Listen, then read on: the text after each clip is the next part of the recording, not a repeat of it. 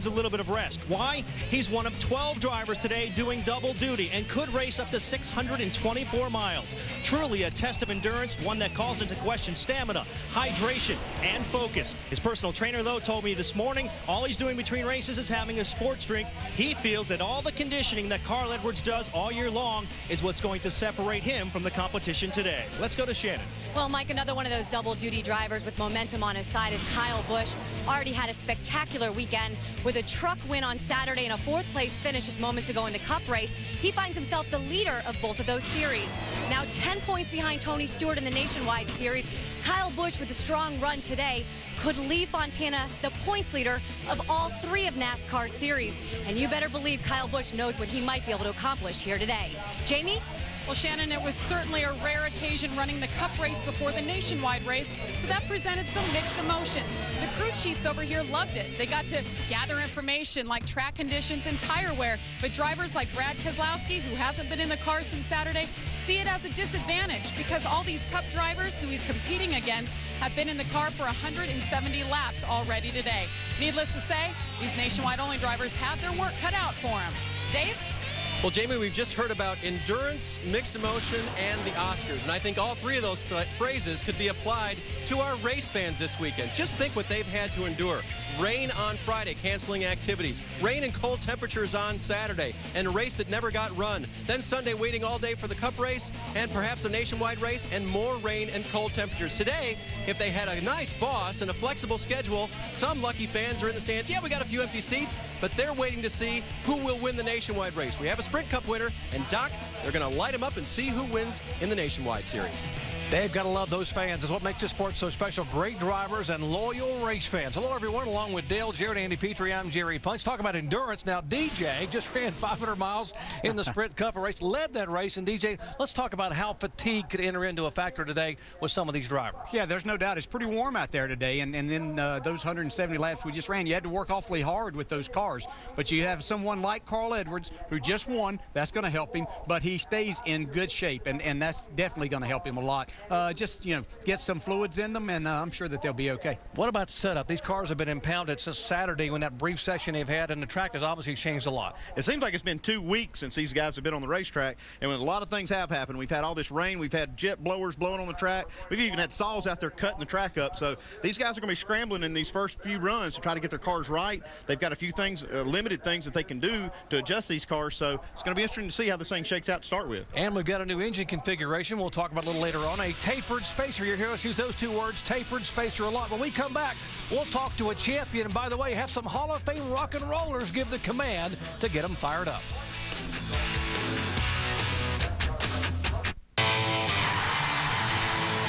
NASCAR is back.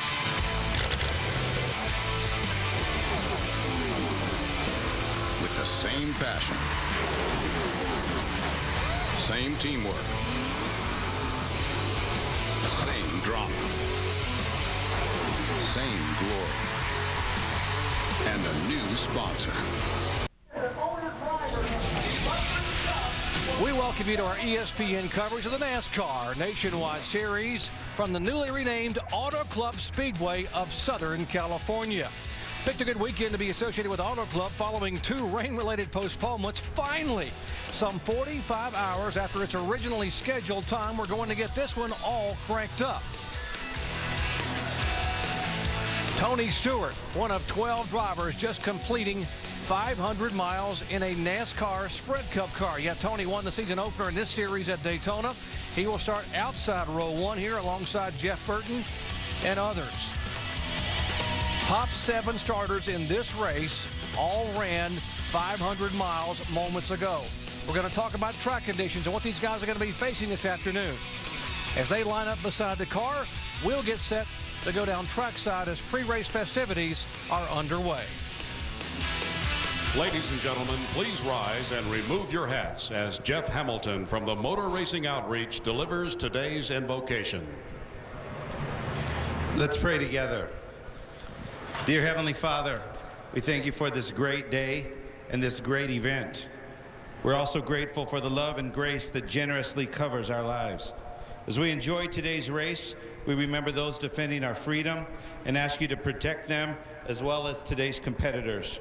and bless all those who've worked so hard to make this weekend such a success. Most of all, with everything we say and everything we do, may it honor you.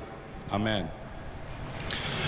Please remain standing as Pam Lynn King from Pam Lynn King and the Royal Ruckus performs our national anthem. Oh, say, can you see by the dawn's early light what so proudly we hail at the twilight's last gleaming, whose broad stripes and bright stars through the perilous fight o'er the ramparts we watch were so gallantly streaming, and the rocket's red glare, the bombs bursting in air, gave proof through the night that our flag was still there. Oh, say, does that star-spangled banner yet wave o'er the land of the free and the home of the brave? Ladies and gentlemen. Drivers starting to climb aboard their cars, getting set to get buckled up for 300 miles, 150 laps of NASCAR Nationwide Series action here at Auto Club Speedway of Southern California. When we return, we'll visit with our in-race reporter, Columbia, Missouri's Carl Edwards. The young man from the Show Me State just showed him a little bit ago in the Cup race. Can he do the same thing in the Nationwide event? Today, we return to the Speedway that last season showed no mercy. Now, for the first time this year, restrictor plates come off, and the real test is on. We take our first real look at who's got what it takes to dominate the Nationwide Series. There's no Hollywood scripts here. It's the same great racetrack, but now with a different name. It's called the Auto Club Speedway of Southern California, today hosting the NASCAR Nationwide Series.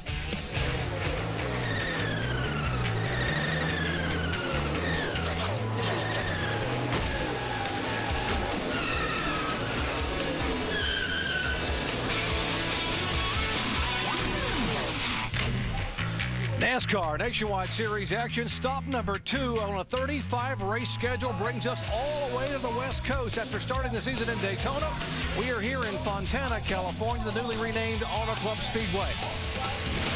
Hello again, along with former NASCAR champion Dale Jarrett and two-time championship crew chief Andy Petrie. I'm Jerry Punch, and DJ just climbed out of the car moments ago after running 500 miles. Got to ask you guys, what about this racetrack? Totally different than when these guys practiced a couple of days ago. Yeah, I'll assure you, nothing like what they've been practicing in or what they were anticipating, because they were planning on running late in the afternoon going into the evening, and it's nothing like that. The track temp is going up. I'll attest, it's pretty slick, as I spun out on the last lap a while ago and hit the wall. So they're going to see just different conditions, and they're going to have to be ready to make adjustments. They're going to be hollering on the radio, I'll guarantee you. What do you do, crew chief? How do you adjust the car knowing what just happened with a 500-mile Sprint Cup event? The problem is they can't change a lot of big things on the setup that they could do in the garage area during practice. They've got some things like track bar, air pressure. They can even click the shock clickers to maybe change that shock valve in a little bit, but it's going to be a real critical thing that these guys will probably have to make big adjustments, like you said, maybe even jack the car up and take some time on pit road to make big changes. So we'll see here, and whoever hits it, somebody might get lucky and hit it right. Again, these cars have been impounded since Saturday morning. Drivers are buckled up, racing stars in the cars. How about some music stars? As we go down trackside, Rock and Roll Hall of Famers ZZ Top giving the command. Race fans, please welcome your Grand Marshal, Jack Brown, CEO, Stater Brothers Market, as he delivers the most famous words in motorsports. For you, the greatest race fans in America and race fans around the world. Gentlemen, start your engine. Crank them up, gang. Fired up. All right, buddy, crank it. All right, fired up. Well, TJ, I'm ready. You ready up there? I'm good. All right, you know the deal. You know the same thing you're doing there for Dale. Just talk, man. Don't be afraid to talk too much. Try not to leave the bottom open and try not to leave the middle open there. I'll tell you, somebody's looking. Engines have fired, and folks, believe me, Rock and Roll Hall of Famer ZZ Top were here, and they gave the command, and they were scheduled to give the command here. Obviously, they have some performances, so Billy Gibbons and Dusty Hill, Frank Beard probably on their way to another appearance. Great to have them here throughout the weekend at Auto Club Speedway of Southern California. Jeff Burton and Tony Stewart on the front row. Starting third, we'll talk to this guy when we come back. In race reporter Carl Edwards.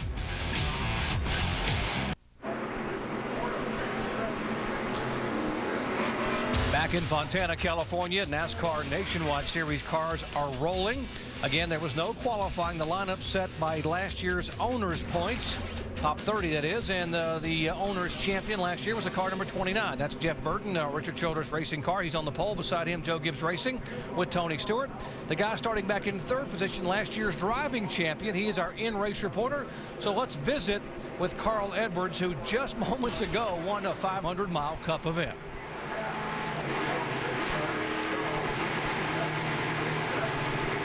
Carl Edwards, Dale Jarrett. You have a copy? Oh, clear, Dale. Hey, man, congratulations on that run just a few minutes ago. I know that's exciting and has to have you excited about this race. But as a driver, what adjustments do you have to make to drive this Nationwide car? Well, you know how it was in the other car. I mean, you're off the throttle a lot. I feel like they got a lot of power. This Nationwide car is so fast through the corner that you spend a lot more time on the throttle. So the big thing will be just getting used to that. But we've got a really good Scott's Fusion here. Hopefully we can be competitive. Some of these guys are extremely fast, though. Okay, pretty hot out there today. Any concerns physically for you, or is this exactly why you work so hard in the gym? Oh, that's it, man. This is why we work so hard. These are the days I can't wait for. All right, good luck, and we'll talk to you later on. Thanks a lot, Dale. Let's visit with the championship crew chief, Pierre Cattell. How about it, PK? It's Andy Petre up here. You got a copy? I do, Andy. How you doing? Oh, pretty good. We've been speculating up here about how this track's going to be different from how you guys practiced. What do you expect the track to do right off the bat here? Actually, it should be a lot like practice yesterday, or the day before, I guess, or whenever we were here. Now we're finally in sunny California. So it was a little bit warm when we were out there. So I think we're going to be pretty close to where we were. 10-4. What do you what kind of information can you carry over from that Sprint Cup car that Carl just won with over to this Nationwide Series car? Not a whole lot. We play some tire pressures and things like that, but basically tire pressures. Okay, good luck, guys. We'll let you get at it. Thanks, man. Appreciate it. Call us at pit road speed. We told you at the top of the show, these guys are dealing with a lot of unknowns, including a brand new engine configuration. We talked about something, the two words you'll hear a lot today, called tapered spacer. Well, why don't we head down to our Chevy Cutaway car, or our Tim Brewer can tell us about the what and wheres of the tapered spacer. Tim? Where the spacer's at? Right beneath the carburetor. We're going to set it off, give you a bird's eye view of the intake manifold itself in the plenum area. As you can see, it's all open. Daytona, we ran a conventional restrictor plate. Now we've got a new perspective, and all what it is, it's a tapered spacer. It's supposed to knock horsepower out of the motor, but it's going to be a little bit more efficient. It basically funnels air and fuel down into the engine. But what it also does, as soon as you set this carburetor back on there, it's going to knock 80 horsepower out of the engine, make it a lot more difficult for the guys here in California to get around a racetrack. You know, Dale, these cars have never been more different than they are now with this new spacer, taking more power yet away from these cars. This is almost a 200 horsepower difference between them. Is that going to really change that driving style? Yeah, it really does. We just heard Carl Edwards talk about that, and you're exactly right. It's going to make them have to drive these cars a lot harder with his Sprint Cup car that he was just in. He was talking about getting out of the gas, letting the car really roll, and then easing back to it. He's not going to be able to do that in this car, and he knows that. He's well aware of that, but it's really going to make these drivers work as they're going to really pick up the corner speeds today. Carl Edwards just winning the 500-mile Cup race, trying to win a Nationwide Series event. Could be a history-making day. Let's talking about history. Let's go down to Dave Burns. Yeah, Doc, doubleheader racing on Monday, and now the first female crew chief in any of NASCAR's national series, according to the sanctioning body. This is Cindy Woosley, and she'll be crew chiefing for Curtis Davis today. It's never been easy for the ladies to break in, Doc, and her task today will be very difficult. She's got, as usual, with this Johnny Davis team, a mostly volunteer crew. And oh, by the way, if Dwayne Like stays in the race as well, the pit crew will have to pit both race cars. So Cindy's got a lot on her plate today, but it is a historic first here at the Auto Club Speedway. Doc? How about that? Congratulations, Cindy. And she is a hard worker. She works, 24/7. Good for her to be able to be crew chief here as she makes the move up the ladder. Our race analysis, it is a 300-mile, 150-lap race. There's the pit road speed. Pit window, guys. We're talking about fuel. Yeah, that pit window is something we're going to really pay attention to, because this is the first time these guys have run this taper spacer like we talked about. Some of these teams really don't know their fuel economy and how it's going to be, so it'll be a moving target in the beginning. Here are the high-definition onboard cameras. Earnhardt Jr., Mike Wallace, Tony Stewart, Jeff Burton, Kyle Busch, Marcus Ambrose, Carl Edwards, and David Stremme. Coming green flag, guys. Quickly, cars to watch back in the pack. Well, I think David Stremme in that 64 car, he was great in practice, and he's starting back there a little way, so we're going to be looking for him to move up. What do you think, Dale? Yeah, I think maybe a young guy just to watch out, even though he's not starting all that far back. But David Reagan, I think, he can have a good run here and get in this, and it'll be interesting to watch him throughout the day. And let's don't forget about Franchitti. He had a really good practice session, too, and he's starting back there just a little bit here in this 40 car. There's Dario running his first ever Nationwide Series event here at California Speedway. He won here, by the way, in the Indy car. 2 by 2, they come down. 45 hours ago, they were scheduled a race, but now we're underway at Auto Club Speedway of Southern California.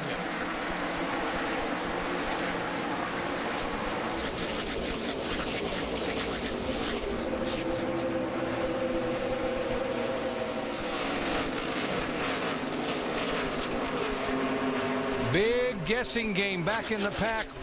Couple of cars, 3 wide. Remember, little or no track time since Saturday. Here comes a couple of the Cup regulars. Tony Stewart trying to go to the inside to take that spot away from Jeff Burton. These Toyotas look hot. I saw that 32 car, Kyle Busch, jump on the outside off turn 2 and pass about 4 cars. Yeah, he's not going to waste any time. Tony Stewart got a great run off of turn 2. And but we know Kyle Busch is not going to hang around in one spot very long. He's going to go as hard as he can wherever the track is open.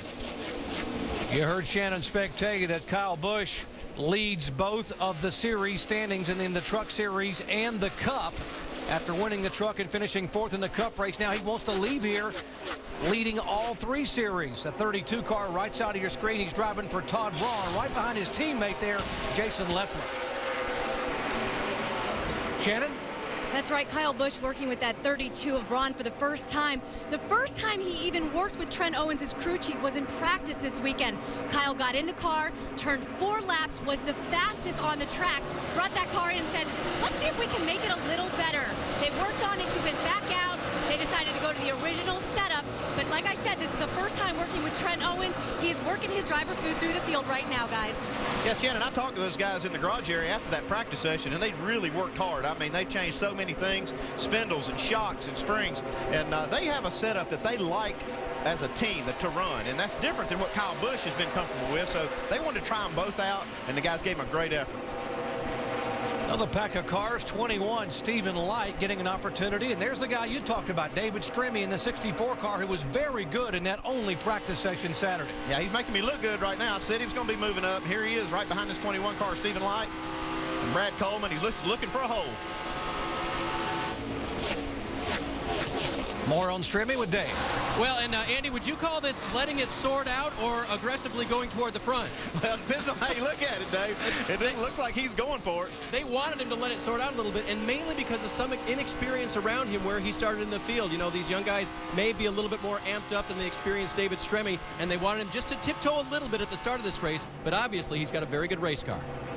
Hard to hold a man back when he's got a good race car in it, Dale. Yeah, and sometimes, you're better off just driving on through that if you think that you're in a situation and your car feels good. You want to get out of that, and that way you can get yourself in a hole that you feel comfortable with. And he never got a chance to show what he had in that Atrius Chevy at Daytona. Remember, they had the engine problem and a transmission issue, so he didn't really get to show that how strong this team really is. Yeah, I talked to David at Daytona, and he was really excited about the opportunity that he has here. He feels like that this is going to give him that chance to show, hey, I deserve to be in these cars and be in the Sprint Cup Series. And think about what he's got here. He's got Richard Childress engines under the hood, and Rusty Wallace has the finest stuff in that garage. If you walk and look at those cars, I mean, they are sweet cars. Yeah, if anybody that knows Rusty Wallace knows that he's going to have everything that it takes to do well. And, he's already made crew changes and everything. He's given them exactly what they want to try to make this team what they want. As we see, man, that you mentioned, Dario Franchitti come up through here. How about Dario? I mean, he just ran the 500-mile Cup race, and you guys were talking about how impressive he was in that session here for these cars on Saturday. One thing I think that makes Dario Franchitti good in this style car here, especially with this engine package, is that you're running close to flat out, wide open all the way around. That's the way he's used to running this racetrack in an open wheel car. They put the throttle on the mat and hold it all the way around. You got more on that, Dave? Yeah, Andy, what they wanted him to do also is to be able to run different lines, and that's sometimes a difficult thing to get a driver to do when he's new to a series. Dario would be very comfortable with his open wheel car anywhere on this racetrack, but they encouraged spotter Mike Kalanoff to work him up to the high side. He's got to run different lines today after maybe 10 laps or so, and that's what Dario hopefully will be able to do with the 40. Dave, a couple of teammates here battling for second position. The 2 car. That is Clint Bowyer, who's going to run full-time for the Series Championship. And by the way, the 2 car is the car that Jeff Burton drove here when he dominated this race and won here last September. They've given that car to Clint Bowyer because he wants to run for the championship. He must have lost the coin toss on that one. Yeah, we see Carl Edwards starting to kind of march towards the front here. David Rudiman on the inside as they caught Jeff Burton. So, you had to figure that Carl, you come out of winning the race, you go through everything in victory lane. I know he wanted to enjoy that a little bit more, but he's such a racer, and I'm sure it just took him a couple of laps to adjust. Probably took him a couple of laps just to get that champagne out of his eyes. How difficult of an adjustment. We heard with the new Spacer, 80 horsepower less, being in that Cup car, which has so much horsepower. Is it that big of an adjustment for a driver? Yeah, it really is. And talking to these guys, what they were having to do is we see Kyle Busch just flying by these guys on the inside. You're going to see him lose a little bit of momentum there, but we saw Carl working the steering wheel a little bit there. His car looks like it's maybe a little bit on the loose side, but Kyle Busch took that position away. But yeah, in talking to these guys, it's just so much different now, the way that they have to drive them, because they know that whenever they go back to the throttle, they're just not going to have a lot of response there. So they can't be out of the gas long, and they're going to have to get back to it as hard as they can. But what happens when they get back to it a lot, it tends to want to shove the nose. And so they've really had to loosen these cars up to try to get them to turn. Where they could make them turn before with that throttle, they can't utilize that now. Great battle here at the front of the pack. Kyle Busch, somebody has lit the fire in the back of his Toyota. He is headed toward the front. Said he wants to leave here as the points leader in all 3 national NASCAR series.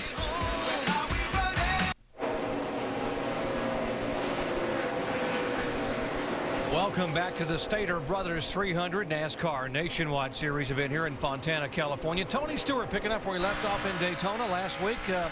He won that race, leading 4 times for a total of 3 times for a total of 46 laps. He's out front in his Joe Gibbs Racing Toyota. 14 of 150 laps. 3 cars have already headed to the garage area. The 84 of Mike Harmon has pulled it in, and the 90 of Scott Lynch and the 91 of Larry Gunzelman. We saw a little bit of smoke a moment ago as we're going to break, and it was some contact with this 9 car of Elliott Sadler.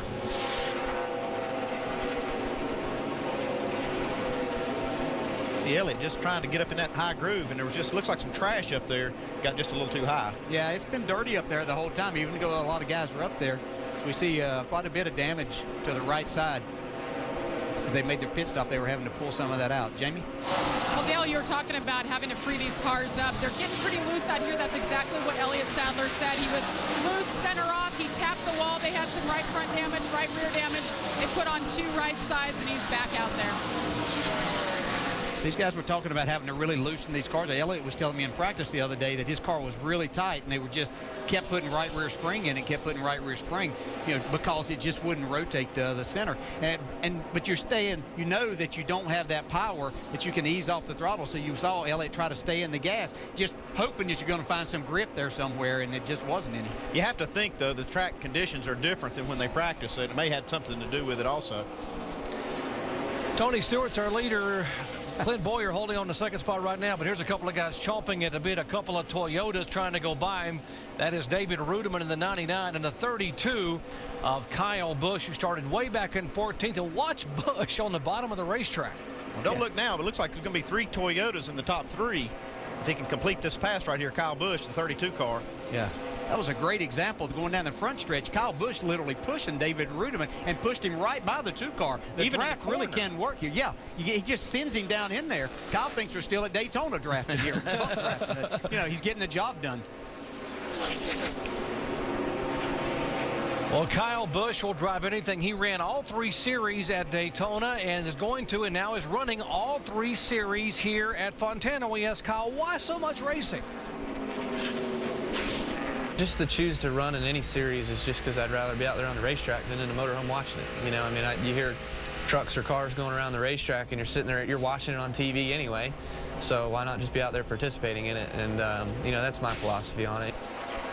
If I had that much talent, I'd want to drive all the time, too. I'm telling you, this guy can wheel a race car. I know there's people out there maybe that, aren't the biggest Kyle Busch fans, but I've watched this young man drive trucks, cars, different type of cars, and he just, whatever he gets in, he makes it go. And again, this is his first time in this race car, really.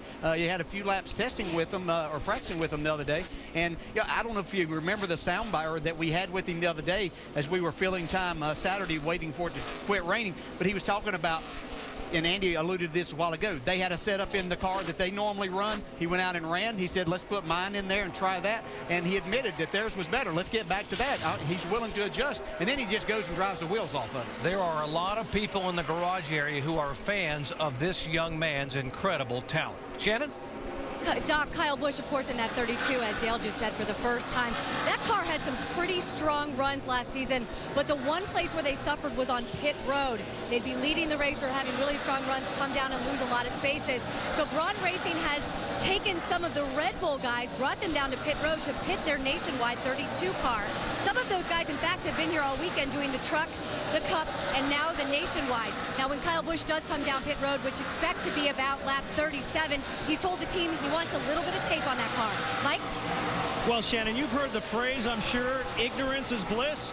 Well, that may be the case for the 99 car and David Rudiman. His crew chief, Jerry Baxter, has chosen to use the car they were planning to use in Vegas. It was a great car in the Vegas test, and Dave was so amped up about it that he was excited that they had a chance to win in Vegas. So much, in fact, he might not have wanted to bring it out this weekend. Instead, Jerry did, but he's chosen not to tell David. He may have to learn that fact when he watches this race on TiVo. Meanwhile, he loses a position on the racetrack. Man, that guy's racing hard right there. Yeah, I don't know if he lost it or he was just taken away from him, but Kyle Busch is driving that thing. Happened to watch him go, and he may do it right here as he goes down the backstretch and goes into turn 3, gets 2 tires all the way down on the apron, and just finding some grip. He stays up a little bit this time, and then he'll cut the car down across and back in the throttle, but he just finds grip wherever he can come across it.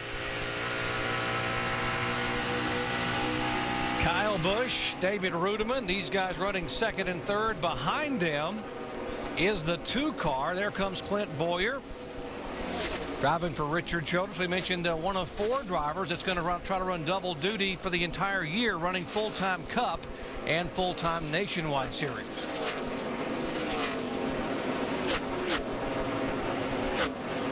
Behind them, the 29 of Jeff Burton. That's the car that won the owner's title a year ago, and behind him is the driver who won the championship, Carl Edwards, as they are being shown in 5th and 6th. One thing I see, and we've seen Jeff Burton started on the pole, we've seen him slip back, but now the lap times have kind of come back around. He had the fastest lap on the racetrack the last lap. Yeah, he's the only one that's really close. Tony had beaten everybody else about 2.5 tenths. We were talking about, we were watching Kyle Busch and David Ruderman there. They were running well, but they weren't really keeping up. Just now, the last lap, Kyle Busch has found another groove and beat Tony by a couple of tenths. So depending on where you catch traffic and how you get into the corner, again, they're having to drive these things so hard. Just a little bit, you know, you might only miss your corner of 6 inches or a foot, but it's that little bit that'll make the car slide and you not get that time. DJ, very wide racetrack here, 75 feet wide. We just saw the 33 of Harvick way up across the track, and then Edwards on the inside. How much groove hunting do you do at a place like this? Yeah, you're just trying to find grip, you know, as these guys, as we have the yellow flag coming out right now. 9 hit the wall. There are a lot of guys really happy to see that. We heard somebody say the 9 car hit the wall. Right front, guys. He had some damage on that right front fender after they made that pit stop. They didn't really get it clearanced, and I was kind of worried that might rub that tire and Yep, cut it pretty down. good. I'll come to the pit road first. Yeah, we heard Elliott say he sounded like he thought he blew a right front tire. You know, one time, you know, you hit the wall and you come in and you want to try to get the car out as fast as you can. And but best to do right there is just to get that fender clearanced so you don't blow it again and go out here and have another problem like they did here. Spoke with Elliott Sadler in the garage area yesterday. He said he was excited about getting a chance to run some of these nationwide events along with his full-time Cup career. And he said he'd love to be able to get back in this car. Been working hard to get physically fit to be able to run a lot this year. Here's what happened to him a moment ago with that contact. He's already up against the wall, so must have went down getting into the corner. Must have had some indication because he was pretty close to the wall, I think, when it blew out. Yeah, he ran, I know a lot of the Sprint Cup race, he ran pretty high in that race. And when your car's loose, a lot of times you try to get up there where you don't have to turn the wheels. We can see these guys on pit road. First pit stop of the day, Dave. Dario Franchitti said, my car just started to tighten up a little bit at the end. Make the smallest adjustment you can. We have crew cam on this car as well. They will take a ½ pound of air pressure different out of the left rear tire. Let's go to Shannon in the Castrol GTX triple pits. Well, Kyle Busch started this race 14th, currently running second. He said it's just a little bit tight off the center, but he said, you know what? I haven't had to lift yet. Really good car, 4 tires. Mike. Tony Stewart saying he's a little bit free when he gets in the gas. They're going to try to tighten that car up with a slight air pressure adjustment, a 4-tire change, and fuel on the 20 car. Nothing out of the ordinary here for Tony Stewart. And Cliff Bowyer in the car that Jeff Burton won Homestead with last year. He started 4th, he rolls out 4th. He said he just needed an air pressure adjustment, but the car seems pretty good. Doc? Tony Stewart's led the first 23 laps thus far, and he will lead them off of pit road. Good stop here for the 6th car. David Reagan's bunch gains 3 spots. Back with a green flag in just a moment.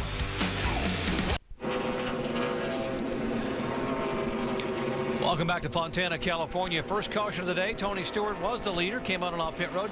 Morgan Shepherd, 66-year-old veteran of the NASCAR Nationwide Series. He's the oldest driver in the field. 15 times he's gone to victory lane.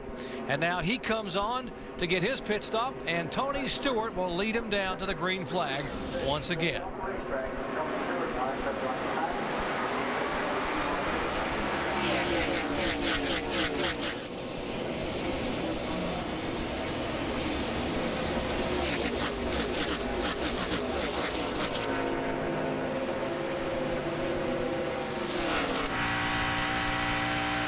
Looking back from Tony Stewart and another Toyota there. There is the Aaron's car for David Ruderman.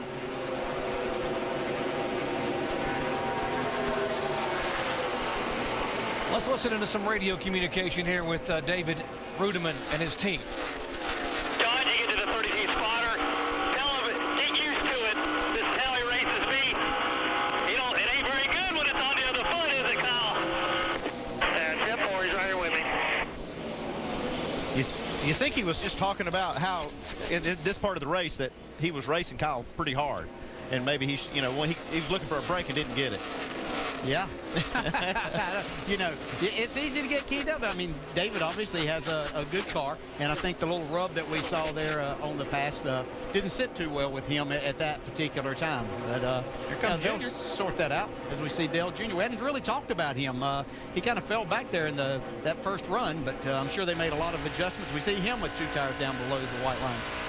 This is 12th, 13th through 15th as we check in with Jamie. Well, Doc, I'll tell you what, Dale Earnhardt Jr. started 9th. He really didn't progress at all. And then on that last pit stop, he came in and they lost a lot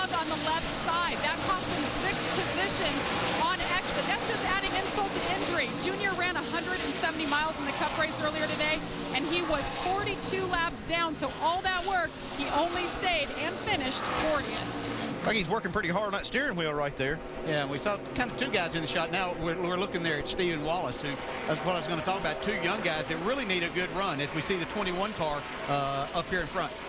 Stephen Light getting an opportunity to drive this Richard Childress car today and really doing a good job in the car right now. He has a lot of talent, found himself without a ride, but this is a great opportunity for him. Running 12th, looking real solid. You see Dale Earnhardt Jr., he had all 4 tires below the white line. This track, you know, it's huge. Why do you have to go looking for more grooves when you already got about 6 and he's down below the white line looking for more?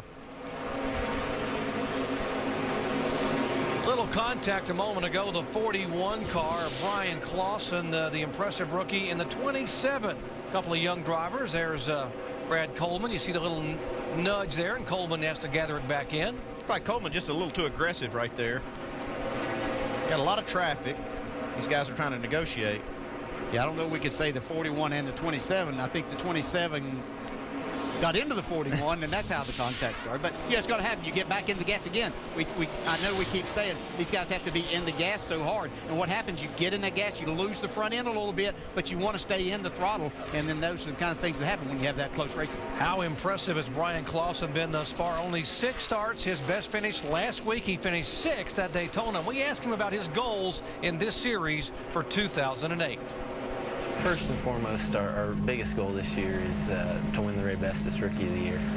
That's one of my biggest goals for the year, and then me and Brian Patty kind of sat down before Daytona and kind of looked at it, and we're kind of going race by race, but single digits, trying to finish in the single digits as much as we can.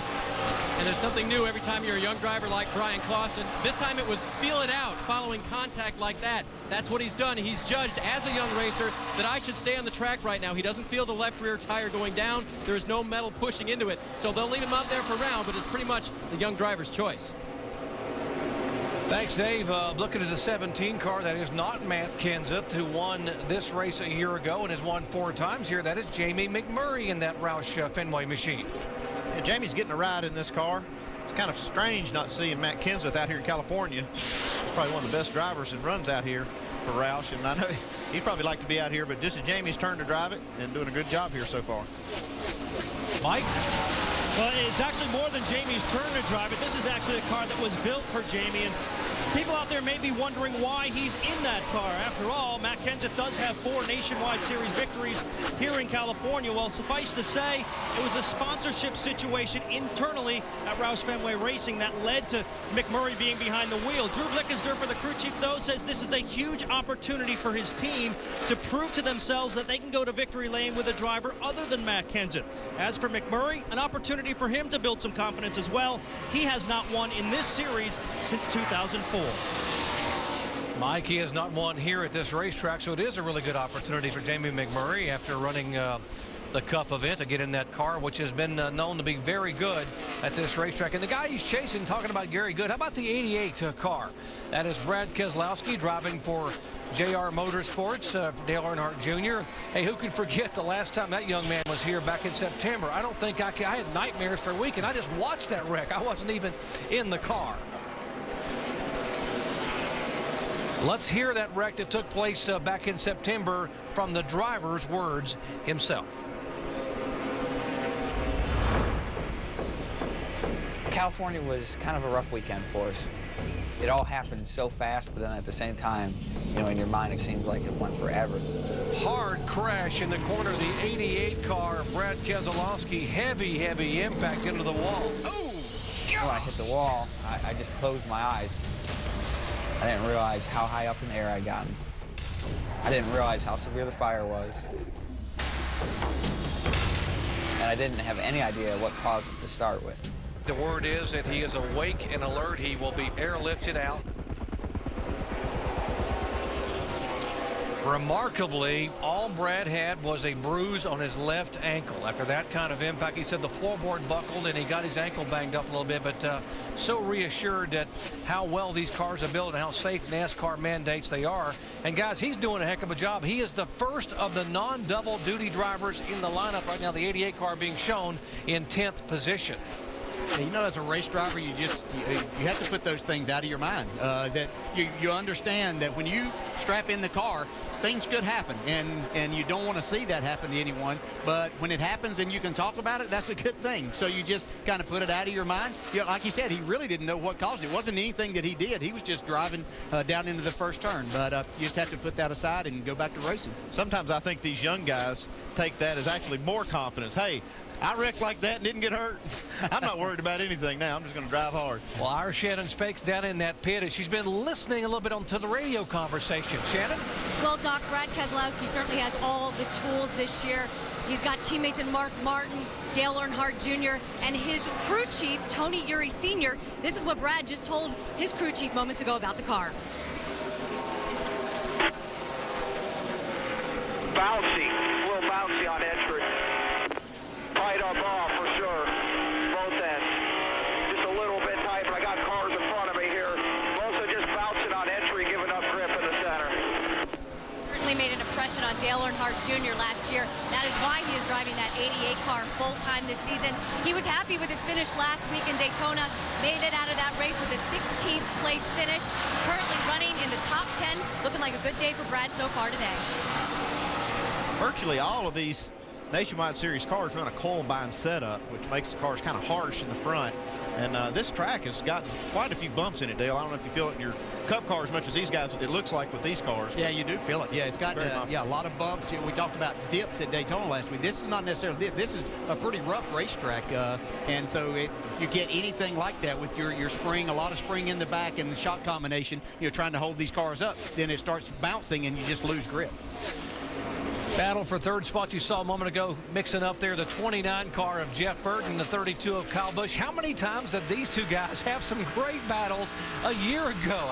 How can you forget the last lap at Vegas? They had a great battle here at this racetrack back last September, and right now the 29 and 32 are battling for third position. Yeah, we're going to go to Vegas next week, Andy, and that is one racetrack that always is fun to watch them on. I was going to say we're going to be there next week, and I love watching these two guys race because they have so much respect for each other.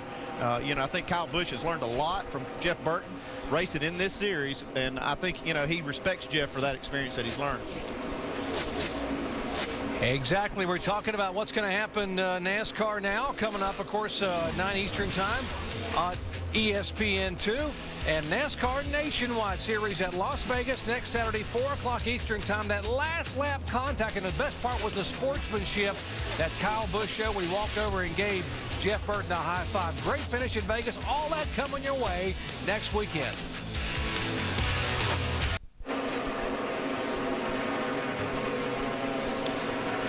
Back in Fontana, California, aerial coverage provided by Goodyear. Get there on Triple Tread Technology. The Goodyear blimp, headquartered in nearby Carson, California, giving us these nice panoramic shots of this 2-mile oval here, just about an hour east of Los Angeles. Tony Stewart has led 42 of the 43 laps thus far. Morgan Shepherd led 1 lap under the yellow flag. There's been 1 caution for 3 laps. Contact with the 9 car of Elliott Sadler. Those drivers who are out of the race thus far: Morgan Shepherd, Dwayne Like, Baker, Harmon, Lynch, and Gunzelman. Those 6 cars are currently in the garage area. Well, it's time for Nationwide to get you up to speed. Let's start out with Mike Massaro and the leader. Well, Doc, before the race, Tony Stewart came over the radio and gave his team a little bit of a pep talk. The key word, fun. He said, hey, guys, we had a lot of fun last week. Let's top it here this week, looking for his second victory here in 2008. He hasn't said much other than that. Dave Rogers, his crew chief, came over the radio recently and said, you have a big lead over everyone else. Just take good care of your equipment. Jamie? Well, Mike, Jeff Burton started on the pole for the first time in 2 years. Why? Because, well, qualifying was rained out on Friday. So Jeff Burton, he's holding his own. He's been in the top 3 for most of the race so far. They came in on that last pit stop and made an air pressure adjustment, and he came over the radio and said, I think this will work. Mike? After practice on Friday, David Ruderman not very happy with his race car, said it was extremely tight. They went to work, made major changes on it, but right now experiencing the exact opposite. Way too loose in the center. Dave not happy at all. Shannon? Well, Mike, Kyle Busch, very busy weekend. Ran in the truck race on Saturday, the Cup race earlier today. I asked him if there takes any adjustment time from him going from one car to the next. He said, no, as soon as I get in and I put my foot on that gas, I know exactly which car I'm in. And of course, Kyle Busch is looking to lead all 3 series when he leaves here today, keeping his eyesight on number 20, Tony Stewart, who was the leader coming into this race. Mike? And Shannon, Carl Edwards trying to do something that's never been done before. Sweep both ends of a nationwide Sprint Cup doubleheader. He's already gone to victory lane once today and is very happy with his race car. Although PK thinks they can make it a little bit better, he just told his driver that we're still looking for a way to get you some more speed. Shannon? Well, David Reagan, this season is very different for him than last season was. He came into the second race in 2007, 43rd in the points. Of course, right now, he has a 9th place finish last week, so he's in the top 10. Says he's much smarter this year. He's learned not to push the car. If I have a top 10 car, finish in the top 10. Jamie? Well, Shannon, Clint Boyer is one of 4 Cup regular drivers competing for the championship in the Nationwide Series. He said this is his goal, to win the championship here. It's something he has never done. Now today, his car is okay. He said he's just playing around out there trying to figure out the fastest line. And as you guys, we've been talking about track temp right now, about 96, hotter than it's been the last 4 days. Mike? Jamie McMurray trying to snap a 59-race winless streak in nationwide competition. Running pretty solid right now inside the top 10, but still says his car could be a little bit better. Pretty tight in the center. Shannon? Kevin Harvick's crew chief, Wally Rogers, utilized the time that Kevin spent in the Cup race earlier. You saw Rogers on top of his Cup pit box, just watching the way that Kevin Harvick ran the race, the way that the track changed. I asked him if he learned anything. He said, oh yeah, I definitely am able to use some stuff in today's race. Jamie? Well, Jason Leffler hanging tough in that 38 car. He's a native. He grew up about an hour from here in Long Beach, so he's glad to be back, but he's still trying to adjust to a change on his team, and that is with his crew chief, Stuart Cooper. They had their problems last weekend. They're still trying to work through it, but so far today, he's running top 10 from the beginning. Right behind him, Dale Earnhardt Jr. He hasn't made up a whole lot of ground, but after that first stop where he lost 6 spots because of a mistake, he has worked his way back up. He said his car is handling better, and he's trying to get to the front, but he's working with his boy that drives for him, Brad Keselowski. Shannon? That's right, Jamie. Brad Keselowski just came on the radio and said this car feels a lot better right behind the 5 car. And of course, that is his team owner. Caution on the track. Thanks, guys. Caution on the racetrack. The 29 car has had contact. You see this right side. Yeah, I mean, everything was good. It hopped up and down on the right front and freaking went straight. I was just getting ready to talk about how good Burton was here in this long run. Almost every lap, he was the quickest car by just a little bit, trying to catch Tony Stewart. Yeah, I was noticing that too, Andy. It looked like he'd moved up on the racetrack and had that high line really working for him. But as you were talking about those Colbine bills, you hit a bump and hit it wrong, that thing, that spring hits wrong just a little bit, and the car will take off straight. So makes it a little more difficult as we see Jeff Burton going into turn 3 right here. Almost identical place where he had some contact during the Cup event. Inside. Caution's out, guys. Caution's out. The problem with that extreme high line is there's nobody running that line, and it's not staying clean. Now, if you got 4 or 5 cars working that groove, it'll get clean enough that you can run right up there, but I don't think it was quite ready for that to be that high. There's no room for error when you do bounce right there and you're that close to that speedy dry and that rough stuff up top. Yeah, because nobody else is really running. There's not a lot of rubber up there either. Any kind of, I mean, we talk about them moving around trying to find grip, but if you just have the racing surface there that a lot of people haven't been up there, and as you said, help clean it off, then it doesn't take much to slide, and then you're in the wall. Leaders will be headed down pit road, lap 50 of 150s. They slow down to 55 miles per hour. Dave? In the first run, Doc, Stephen Light's race car was loose. They made an adjustment, but they didn't go far enough. This time, wedge and air pressure in both rear tires to try to tighten that car up. Shannon. Well, Kyle Busch coming down pit road saying the car is snug. They are going to take some rubber out of that left rear. They're going to go down on the track bar, 4 tires as you see those guys go to work on the 32. Mike. The way Tony Stewart's run today, it's hard to believe he could use something a little bit different, but he says he could be a tick tighter. They're going to put a half round in on the left side and just try to tighten that up a little bit. 4 tires and fuel. Jamie?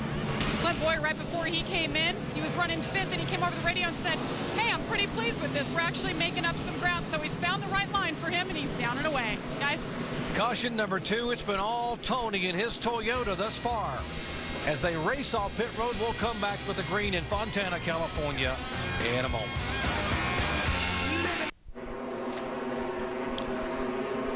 Welcome back to Auto Club Speedway of Southern California here in Fontana. NASCAR Nationwide Series action as the green flag waves again. Tony Stewart has led 51 of 52 laps thus far.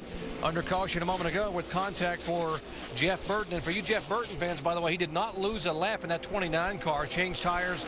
And you may also know that he tagged the wall during the Cup race, still came back and finished 12th, so don't count Jeff Burton out whatsoever. While we were in caution a moment ago, the 52 car of Derek Cope, the 05 of Brett Rowe have gone to the garage area, and the 66 car was caught for speeding on the exit of pit road. And we got these guys racing really hard on this restart. Saw that 32 car in 1 and 2 getting way up on the outside, making that groove work. Seems to be better over in 1 and 2 up high than it is in 3 and 4. Whoa. Oh, 47 of Kelly Byers. Pretty hard contact, and his car ends up. Spun us out.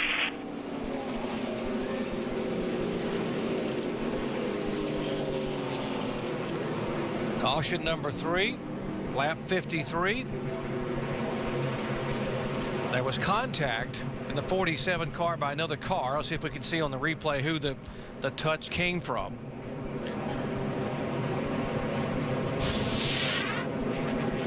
Here we see the 66 car, Stephen Wallace, trying to force his way underneath Kelly Byers.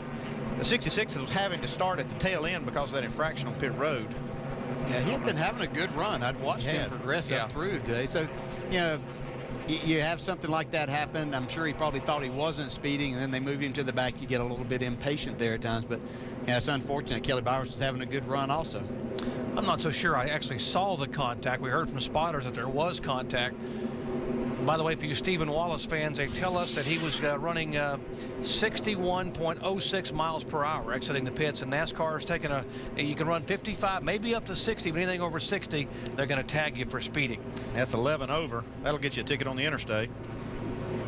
Sounds like a voice of experience speaking there.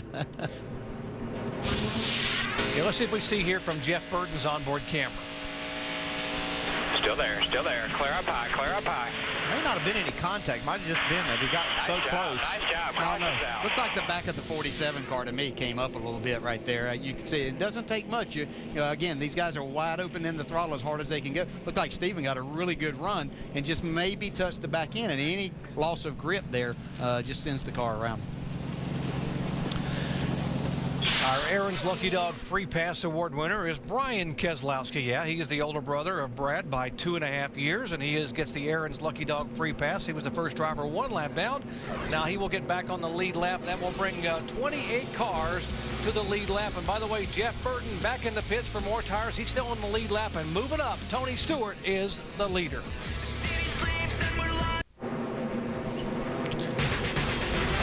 Catch a college basketball doubleheader on ESPN tonight. Action begins in the Big East Conference, 7 Eastern Time. Dominic James and the Marquette Golden Eagles take on Scotty Reynolds and the Villanova Wildcats. And at 9 o'clock Eastern Time, Texas Longhorns face a Kansas State Wildcat team led by freshman superstar Michael Beasley. Big Monday presented by Bud Light as part of Judgment Week presented by Jockey on ESPN.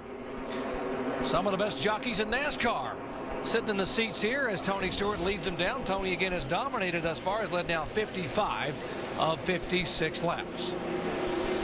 Let's listen in on Tony Stewart's radio. The 99 came down and asked me if we got spread out and they had the opportunity if we'd let them get 5 points. No. That's kind of what I told him, but I just figured I'd be nice now. You think Tony wanted a little time to think about that? Yeah, he took a lot of time to consider that option. But he explained it well. I think he got his point across, exactly. And he has a car today that can lead every lap of this race, it looks like. Yeah, you understand, David, you got to ask. I mean, he wouldn't know if you didn't ask. And, David running for the championship wants to get those 5 bonus points, but he's going to have to earn them today. Yeah, not going to get it easy. Work ongoing on Kelly Byers' car. By the way, NASCAR's were holding him on pit road because he pulled up the pit. I don't think it makes a lot of difference because they got a lot of damage to repair. Yeah, they just wanted to get in here and try to get some of this toe in. You see you got this bar. They're trying to get the wheels going in the same direction. By the way, we did not actually see the contact with Stephen Wallace, but we heard a moment ago on the radio. Stephen said the 47 car checked up, and he did tag him from behind. So here's a pretty good battle. You talked about Dario Franchitti being a factor. There's Stephen Light trying to drive, and the 64 car, Stremme. These guys we all talked about as maybe trying to be a factor some way in this race today. These guys are running the top 15, so they got good, solid runs going so far. Franchitti now moving up to 13th. Yeah, I'm very impressed with him today. I mean, I'm sure that he took some things from the Cup race here today, but he just seems to be a little more comfortable in this car. Brad Parrott's giving him a good race car, and that makes all the difference in the world. And this will be good that he can get up and have a car that he can actually race and pass people. Even if you can't use the skills that you're using in this car with the Cup car, it just builds confidence that you can go out there and run well, run the top 10, top 15, and you can take that over there with you to the Cup garage. Yeah, great point. 33 car, Kevin Harvick. He was from Bakersfield, California. We were talking about the fact that a California driver has never won in nationwide competition here, and they said, I'd like to be the first guy from this state, from the Golden State, to win here.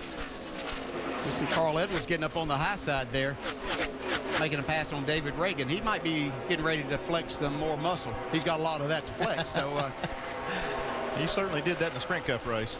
And this is the groove he used, and I watched a lot of that race, and he was way up on the racetrack most of the time. He could, especially after the tires got some laps on him, he could really make time up there. Yeah, it looked to me like when I saw him, which was coming by to lap me, but that he could go back anywhere that he wanted to. Well, he did. He did. Really could. I saw him on the bottom, too. More on Carl Edwards with Mike. Well, Doc, we all witnessed what Carl Edwards did a year ago, dominating in the Nationwide Series, going on to the Drivers' Championship. So, naturally, I asked his crew chief, Pierre Coutel, this weekend, how do you top it? He paused for a minute and he said, well, I don't know if we want to top it. Believe it or not, he said, I want to get more back to where we were in 2006. He felt like he was a little bit better that year, more dominant than he was a year ago. Kind of surprised me considering how good he was last season. Well, Mike, the one thing that you remember is the last thing, and the last part of the season was not that great for that team, and I think that's what he's referring to. They were just a little more consistent over the whole year in 2006. I'm sure they would take, if they could have a year like they had last year, the first half, and have it all year, they would take that. This is 4th, 5th, 6th, and 7th. Clint Bowyer, the 4th place car, he was a moment ago. Here is McMurray. We talked about the opportunity he's been handed by Jack Roush to drive that 17 car. David Ragan, the one DJ was talking about, this young man finished 14th in the Cup race here, trying to get a top 10, maybe even a top 5 in the Nationwide race. Yeah, these guys have kind of had him pinned down. I wondered how long it would take for some of these guys to really start moving up and keep momentum. You know, we've talked about momentum with these plates on these cars, exactly what was going to happen, and that would be something they could do. So now they've had a couple of chances to work on their cars and get them up there where they can make that happen. As we see the higher line coming into play here. Carl Edwards, these guys saw him make that pass and move on ahead of them, so now they're trying it. Shannon? Yeah, well, Kevin Harvick running currently in the top 10. In that last pit stop, he made an air pressure adjustment, saying that the car was just a little tight. Now, of course, he's running a full season in that 33 car, and that is the KHI, Kevin Harvick Incorporated car. But he's had lap time here at California in that car, and that was last year. He raced both races in the 33 car and came away with 2 top 10s. Action all over the racetrack. Back up front, Tony Stewart has led all but 1 lap today, and David Rudiman trying to change that. And let's see, you heard David Rudiman ask his spotter to ask that 20 car if he'll let us by, and he said, what was the explanation he gave? I don't think so. I think it was one word, no. But David Rudiman's hanging right with him here. He's made some adjustments. We heard them report a little bit earlier. Oh, 41 car. Oh, that impressive rookie Brian Clausen. Hard impact here with the front of his Dodge. The tire or something, because he's flattened that baby in the front. Went around. Water running out of the radiator. Well, you're all right then, obviously. Yeah, I'm good.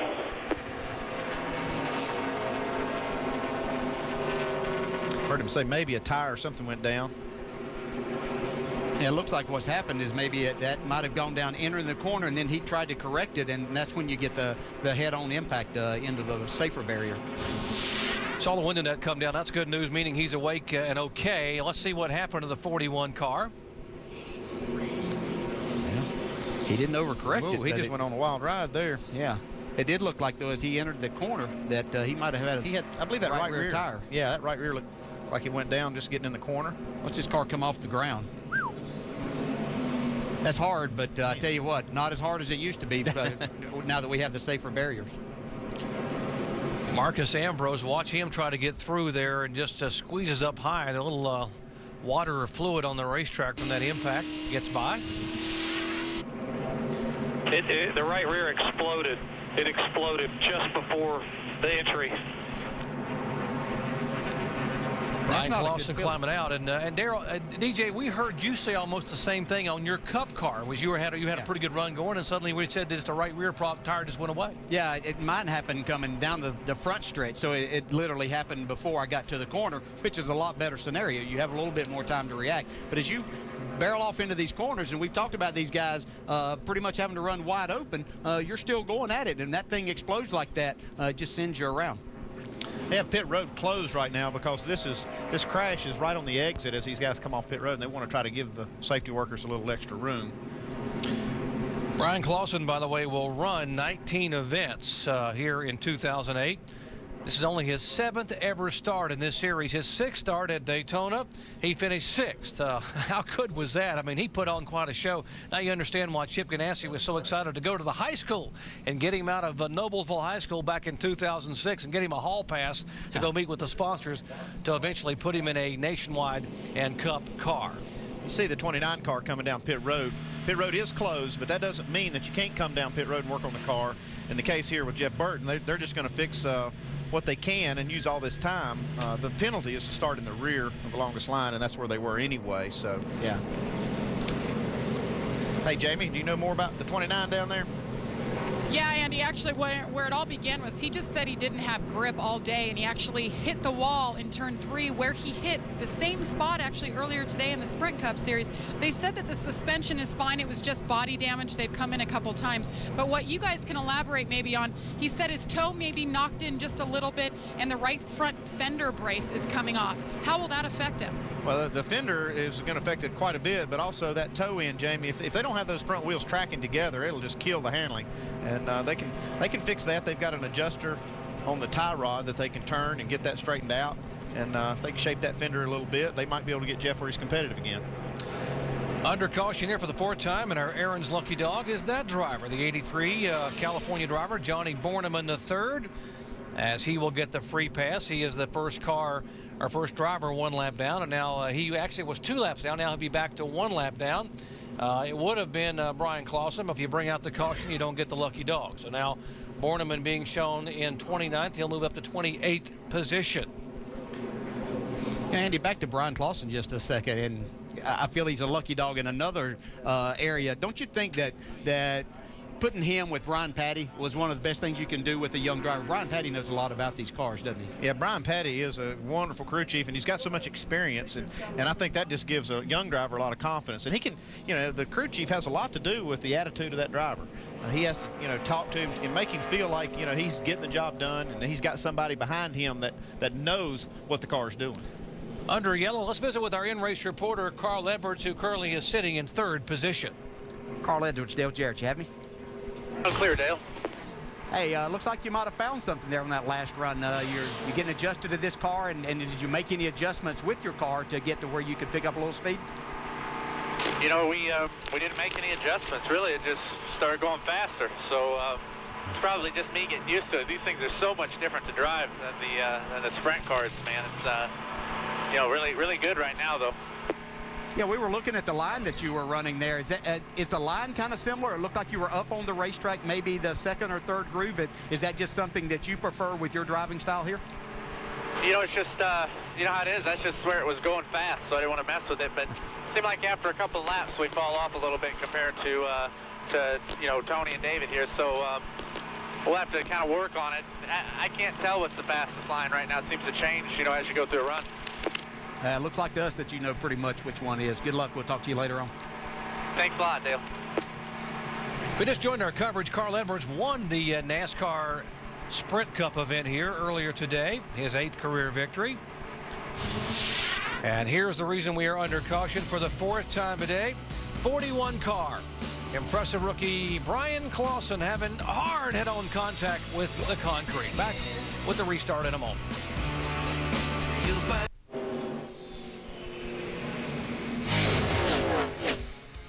Fast and furious racing action, California style. Burton, then Byers, then Brian Clausen. Hard contact. NASCAR Nationwide Series here. 2nd stop of the year. Working caution for the 4th time today, and the top 8 drivers did not come on the pit road, but Kyle Busch, running in 9th spot, did come in the top off with that Sunoco Racing fuel. He also worked on that car quite a bit. They sat in the pits for a good little while. Looked like they jacked the left side of the car up and did one of those extended stays we were talking about maybe some of these guys were going to do at the opening. Shannon, what did they do down to that 32? Well, on the last pit stop, Kyle Busch came down. They took rubber out of that left rear. Well, this one, he came down. He said the car is terrible, no good. So they put that rubber back in that left rear. They just took those tires off, put the rubber back in, and put the same tires back on. Of course, that's because here in the Nationwide Series, these guys only get a number of tires to use during the race. So a little bit long of a pit stop for Kyle Busch, but hoping those adjustments will get him back up to the front of the field. Because, you know, he's trying to be the only driver to lead all 3 series leaving this race today. Thanks, Shannon. Great view there from our crew cam. Trey Birkeland, a jackman out of Charlotte, North Carolina, former quarterback at the University of Miami in Florida. Was a walk-on quarterback, great athlete, decided to bring those talents here to NASCAR as a jackman. Take a look at our Holiday Inn Express race summary.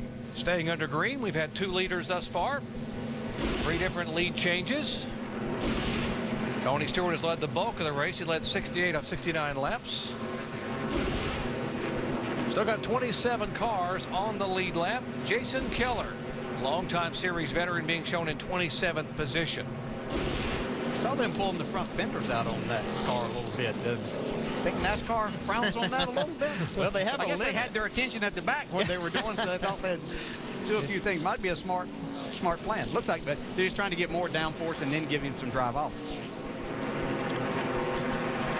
Getting set to go back to green once again. Tony Stewart has dominated today, much like what happened in Daytona. David Rudiman, fellow Toyota driver, has yet to lead. There's Carl Edwards, who's already won the Cup race. Jamie McMurray driving for the team that won this race a year ago, the 17 car. Kevin Harvick, the California native, 2-time nationwide champion. Clint Boyer trying to get a championship in this series, running full-time here, all 35. And David Reagan, he's the young driver. Reigning Rebestos Rookie of the Year is David Reagan. There's Keselowski, the 88 car. They've called off the green flag here. Going to go another lap before they give it to them. Yeah, still got a lot of speedy drive, it looks like, up in between turn 1 and 2 where that car's set. So they may be wanting to clean that up a little bit more. Sometimes they listen to the drivers when they say, you know, this is not ready to go back to green. Yeah, I think what's going to be interesting as we get ready to go back, now we're getting the one to go. Tony Stewart's a smart guy, and he knew these other guys had been working. He didn't drive quite as far out. Whenever he's getting a 3 or 4 second lead every time, he makes these other guys work on their cars. They know they're not good enough. Think there's any chance that he was just kind of keeping Rudiman there and the other guys and saying, all right, y'all caught me now, and they won't work on the cars, and you may drive away later? I don't know. I don't know how these guys can hold back. I know Tony Stewart's I think he's giving it all he's got. And I do think on this restart that this 99's got something for him. We'll see how it plays out. Yeah. Getting set for the restart here. Aerial coverage provided by our good friends at Goodyear. Get there on triple tread technology. We've needed some triple treads here the last couple of days with all the rain in the area to be able to get around this racetrack. Well, how about some women's college basketball continuing on ESPN2 tonight? How about those Connecticut Huskies taking on the LSU Lady Tigers in a meeting of 2 of the best programs in the nation? Big Monday presented by Bud Light as part of Judgment Week presented by Jockey on ESPN2 following the race. ESPN, your exclusive home for the women's NCAA championship. More on Kyle Busch with Shannon. Well, Kyle Busch, of course, came down on lap 68 to put that spring rubber back into the left rear. But just keep in mind, guys, that this could come down to something with fuel, because Kyle Busch did come down, filled up on fuel, and, you know, we're obviously not within the fuel window for him to go all the way. But next pit stop, Kyle Busch may opt to stay out, so that's just something to watch for on that 32. Yeah, Shannon, he'll have about 17 laps on these guys if they have to go green before their next pit stop. Good point. Interesting to see, though, with those, they didn't change tires, but they filled it up with fuel. Makes the car drive. You get some of that rear weight, makes it, but you know, we know what he can do with a loose car. So. I don't think it's going to bother Kyle too much. Yeah, let's see if Jamie McMurray, who dives down on the inside of his teammate, Roush teammate Carl Edwards, can take that spot away. Edwards going way up high. The groove, same groove you talked about, the DJ he used in the Cup race. Yeah, it doesn't necessarily benefit you getting into the corner, but he got a really good run. Jamie slid up in front of him there. So we see Carl right on the bumper of that City Financial Ford of Jamie McMurray. Kevin Harvick moving into the picture. That's Harvick driving his own car, the 33 there. Now we'll see Carl get that run. Now, Kyle Busch got some work to do. He's back in this pack pretty good ways. It's going to be interesting to see how hard he's going to push issues back in here. Back in 19th. Now he's going to make that move, and he'll now be in 18th position. That is Stephen Wallace in the 66 car. Dario Franchitti, it goes high, makes it 3 wide and roll. Well, there's your answer. He's going to push it pretty hard. Look at this run he's getting off that corner. Really almost sucked Franchitti around right there. He was so close and carried so much speed, you could see Franchitti's car get really loose. That's what you call blowing his doors off.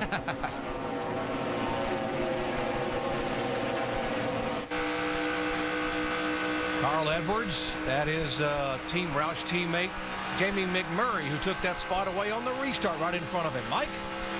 Well, we've talked about it a couple times so far in the broadcast about how this is an endurance race, and the number of miles that some of these drivers could run today could be 624.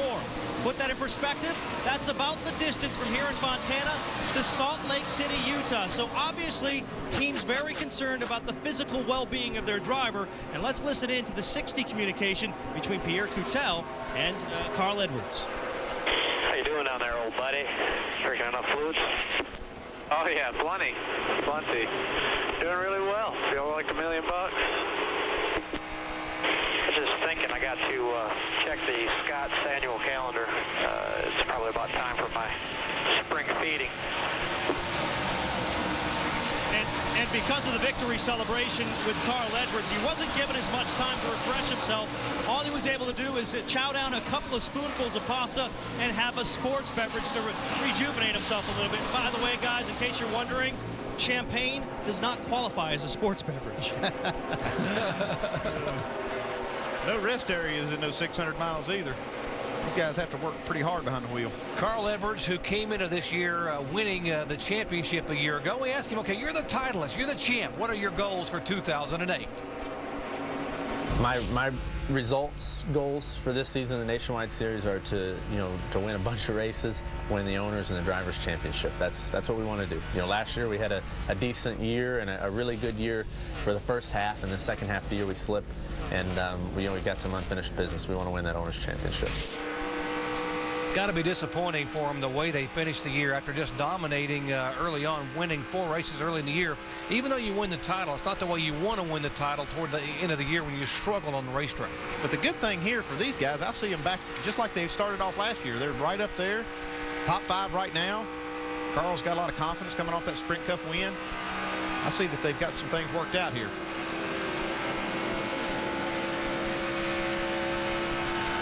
One thing that they know, they're always going to get maximum effort from their driver. That's the one thing. And, that's not putting anybody else down. But this guy, we see him working the steering wheel. He's doing everything, just driving it as hard as he possibly can right there. His car's not exactly right. It seems that maybe after those tires cooled down a little bit that his car's not quite as good. And he said that after they run a few laps, he didn't think he was quite as good as the 20 and the 99. We are just past the halfway point here. Glad to have you with us. The race was originally scheduled for Saturday afternoon, so 45 hours later, in a couple of rain delays and postponements, we are racing here in California. Tony Stewart is really racing. He's led 76 of 77 laps.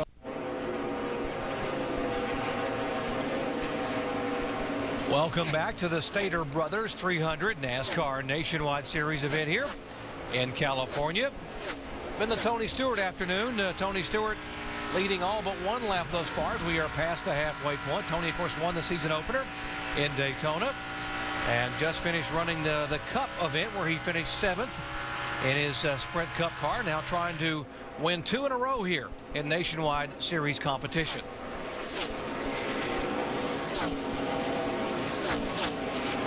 I really thought that 99 car, David Rudiman, had something for Tony. Looks like Tony's just staying out, just like you said, maybe just far enough. Yeah, he's gotten out there about 3/4 of a second lead, and just he and David's lap times are pretty close, but probably 4 out of 5 laps. Tony's just a little bit quicker, and we're literally talking hundredths of a second here that he's beating him, but keeping him right at bay. Here's Clint Bowyer, the 2 car, being shown back in the 6th position. He is the 2nd Chevrolet. Kevin Harvick is 4th, driving his own car. Then Edwards in the Ford, and Bowyer back in 6th spot.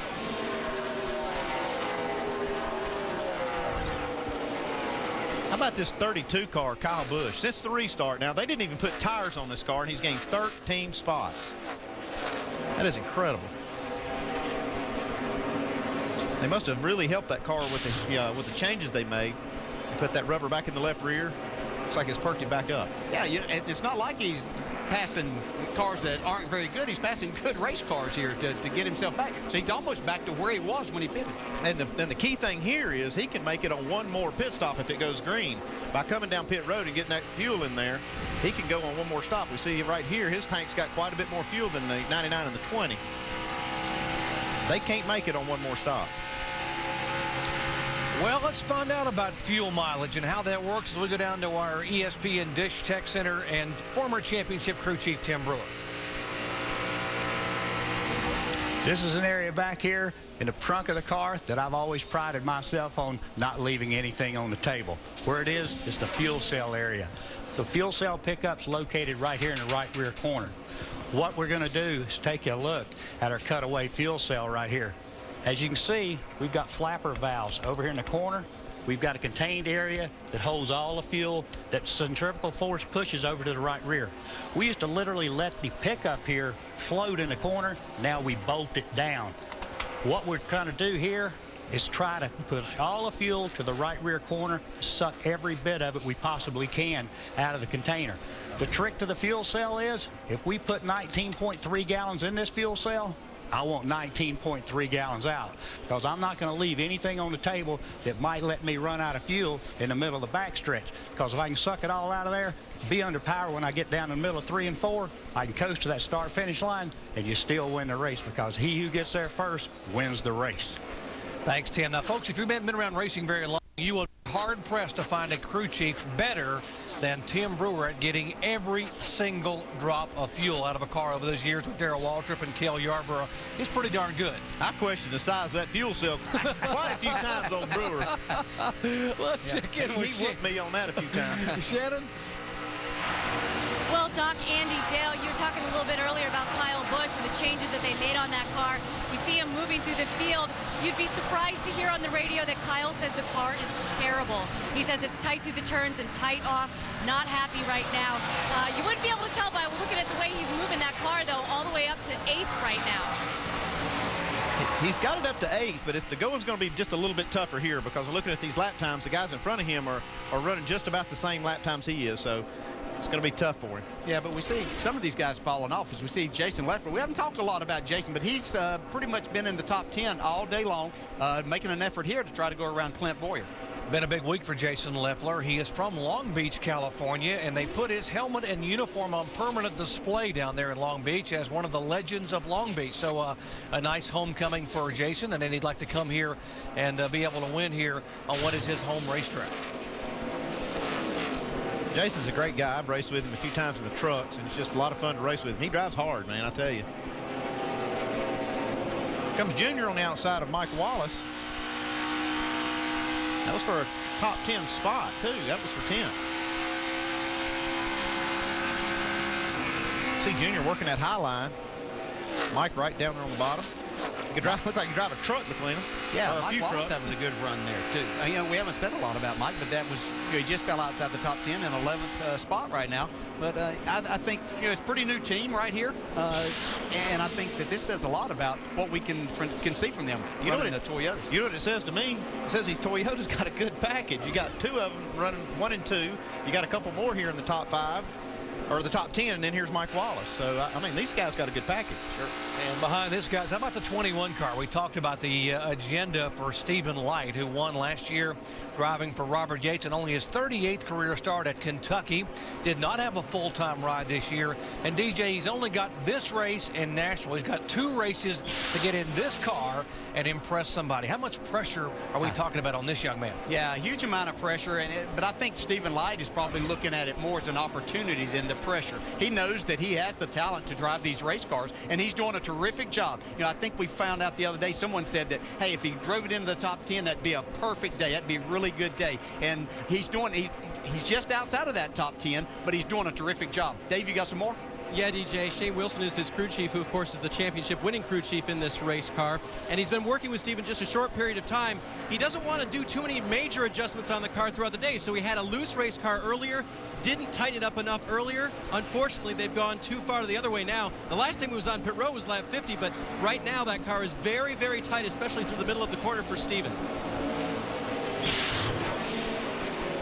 Good run for the 21 car. And what about the 22 of Mike Bliss? Now, this is a driver, DJ, you were talking about, former NASCAR Craftsman Truck Series champion. He won here in a truck, and you're talking about how impressive he is no matter what you put him in. Yeah, just a lot of talent that Mike Bliss has. And I think that even though we've seen it in the trucks, I don't know in the Nationwide Series and the Cup Series that he's ever really been in equipment good enough to show that. And I think that he's making, and not to slight this team, because I know they're not funded as well as they could be, but I think he's making this team look good because he has a lot of talent, isn't he? I think he's one of the most underrated drivers in that garage, and he's got a crew chief in Paul Wolf that they have a lot of chemistry together, and I think that is overcoming a lot of obstacles for that team, and they're going to do well this year. And I wouldn't be surprised if you didn't see Mike Bliss in Victory Lane before this year's out. Yeah, we see the 5 car. He's made another spot here, moving up to ninth.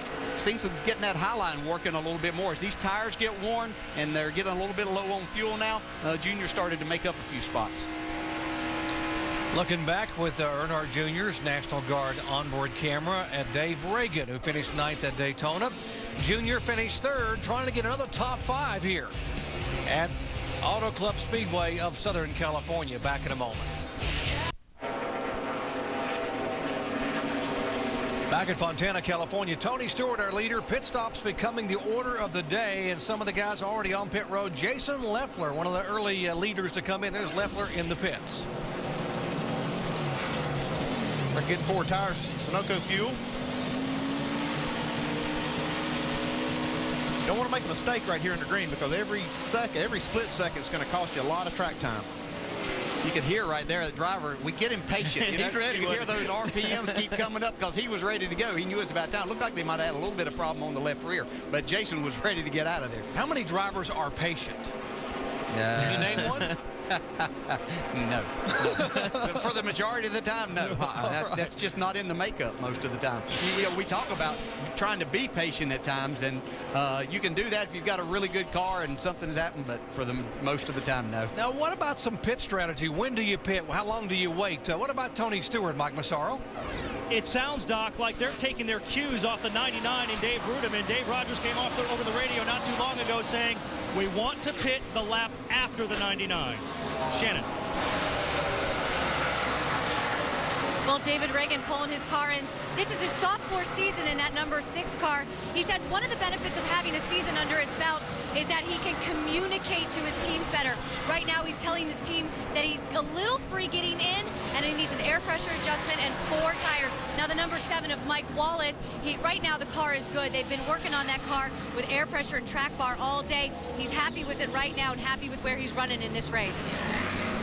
Last time down pit road, Tony Stewart said he was just a little bit tight, and they made a minor wedge adjustment on the left side. This time, however, he wants to go in the opposite direction, about half of what they did the last time in the opposite direction, trying to free the car up just a little bit more. The team goes over the wall and goes to work on the 20 car, working on the right side first, and now to the right, left side. David Ruderman now in, and again, the 20 team was trying to take the cue off the 99, but instead they're both on pit road at the same time. David Ruderman saying he's having a little bit of trouble getting from the center off and is losing front grip. He'll make a minor air pressure adjustment, 4 tires and fuel for Ruderman. 99 car exiting. There's Carl Edwards getting his stop.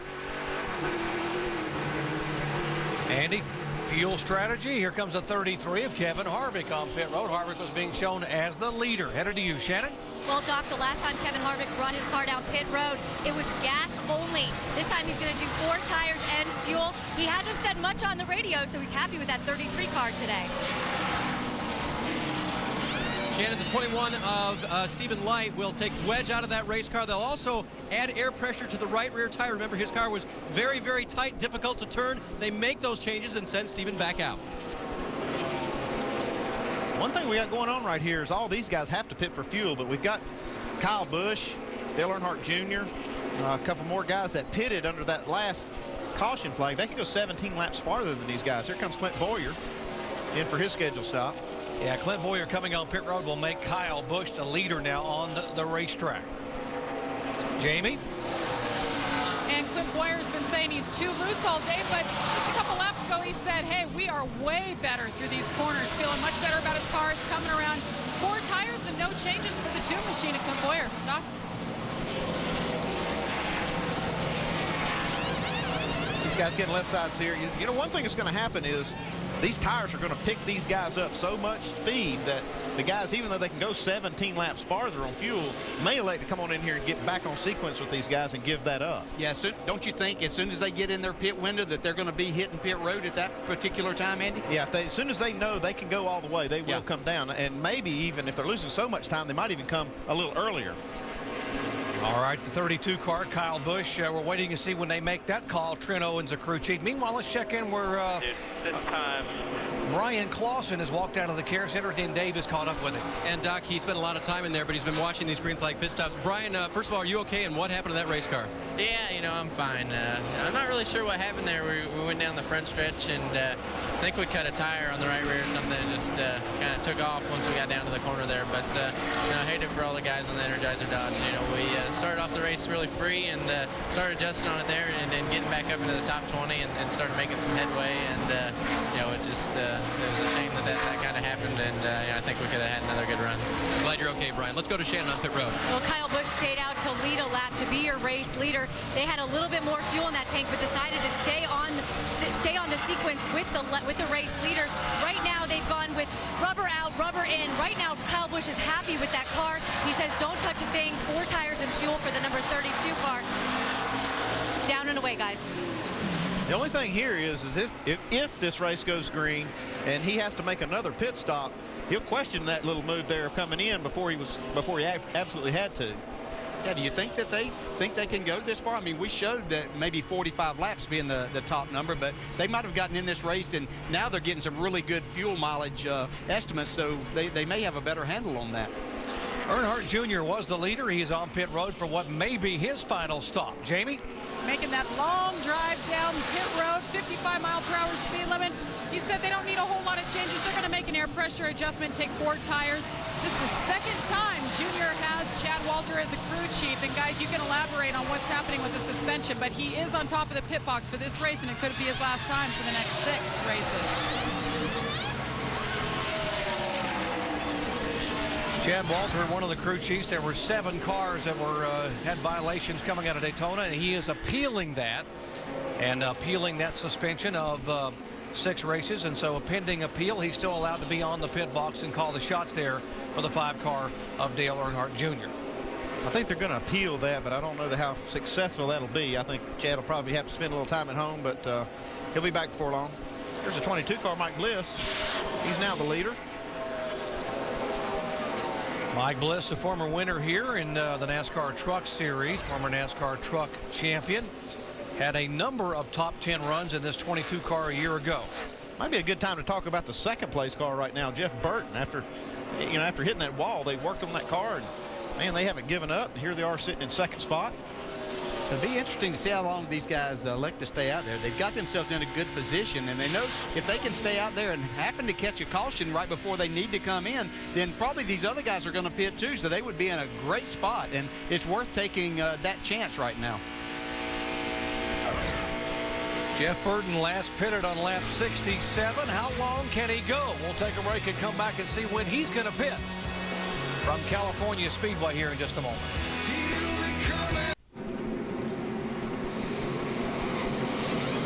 Pit stop's happening here at the Auto Club Speedway. Dario Franchitti will bring the 40 car down. No changes to the car. He does want better vision. They'll take off a tear-off, fill it full of fuel till the end of the race. 4 tires. Shannon. It's Brad Coleman in that number 27 car. Says he's good in 3 and 4, tight in 1 and 2. He's going to bring that car down so that team can go to work on it. Now, happy birthday goes out to Brad Coleman. He will be 20 years old on Tuesday. His last race as a teenager. Mike Bliss's crew chief Paul Wolf has made multiple chassis changes throughout the day, but the car appears to be peaking at the right time. Just a slight air pressure adjustment, 4 tires and fuel for Bliss. Jamie? Well, Mike, they say timing is everything, and this 29 team could not have gotten luckier. They heard there was debris on the track. They stayed out, and they got the caution. They were leading when the caution came out. What a turn of events for the 29 who hit the wall, started 27th, and he's worked his way all the way up to the lead. Guys? You see all these huge gains these guys are making on pit road. It's because most of these guys just got fuel, and some of these leaders had to get 4 tires. Debris on the racetrack. Big break for Jeff Burton, Dario Franchitti, Stephen Wallace. Those guys in the top 3 when the caution came out, allowing the pit under yellow. Back at Auto Club Speedway here in Fontana, California, getting set for the restart as the green flag waves. Lap 110, 40 to go here. And the NASCAR Nationwide Series. By the way, you Bobby Hamilton Jr. fans, he was the Free Pass Award winner. Hamilton Jr. getting back on the lead lap in 26th position. Got Brad Keselowski running up high right here slow. Just had a problem here on this restart. Jamie McMurray was the leader whenever we got the green flag, but that didn't last very long. Tony Stewart powered up. Transmission broke. Yeah, 10-4, broke 4th gear, and then blew the motor up. Brad Keselowski saying he lost the transmission.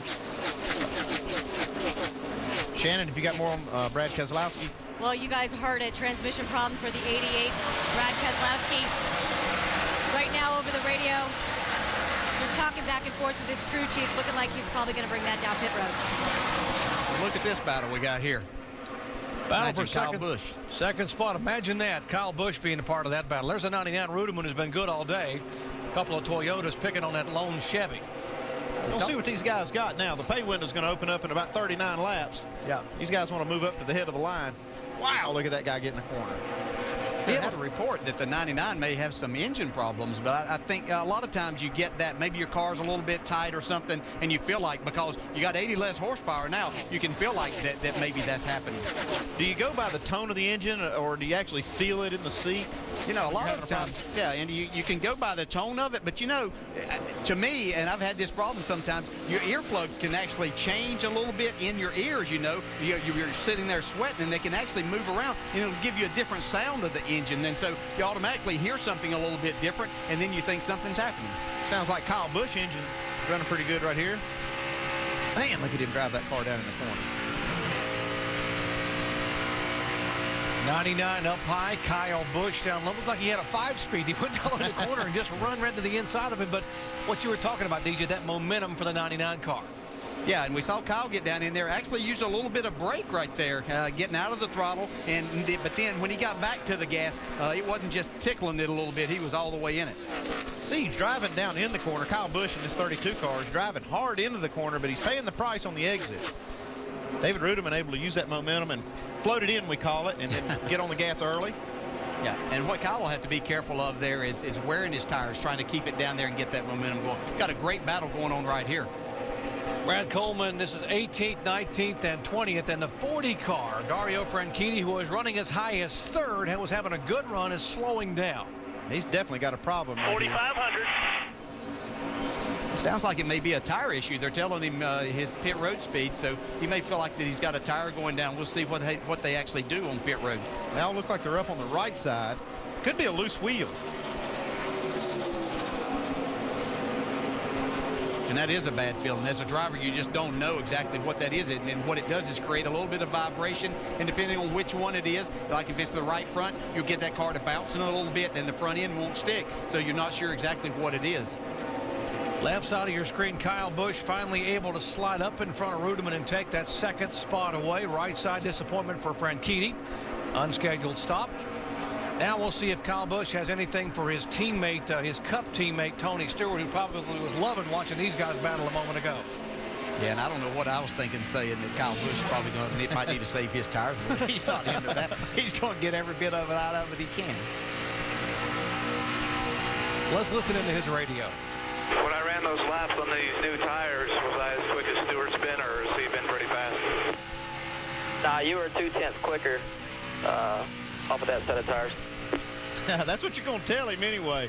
You want to make him think he's got a horse there and make sure he's driving as hard as he can. But Tony Stewart's going to be tough. Now, you wouldn't actually deceive a driver, would you? I mean, you're talking to him as a crew chief. I might hedge the bet a little bit. He says, hey, we got a pretty fast car. I said, yeah, man, you were 2/10 faster that last lap.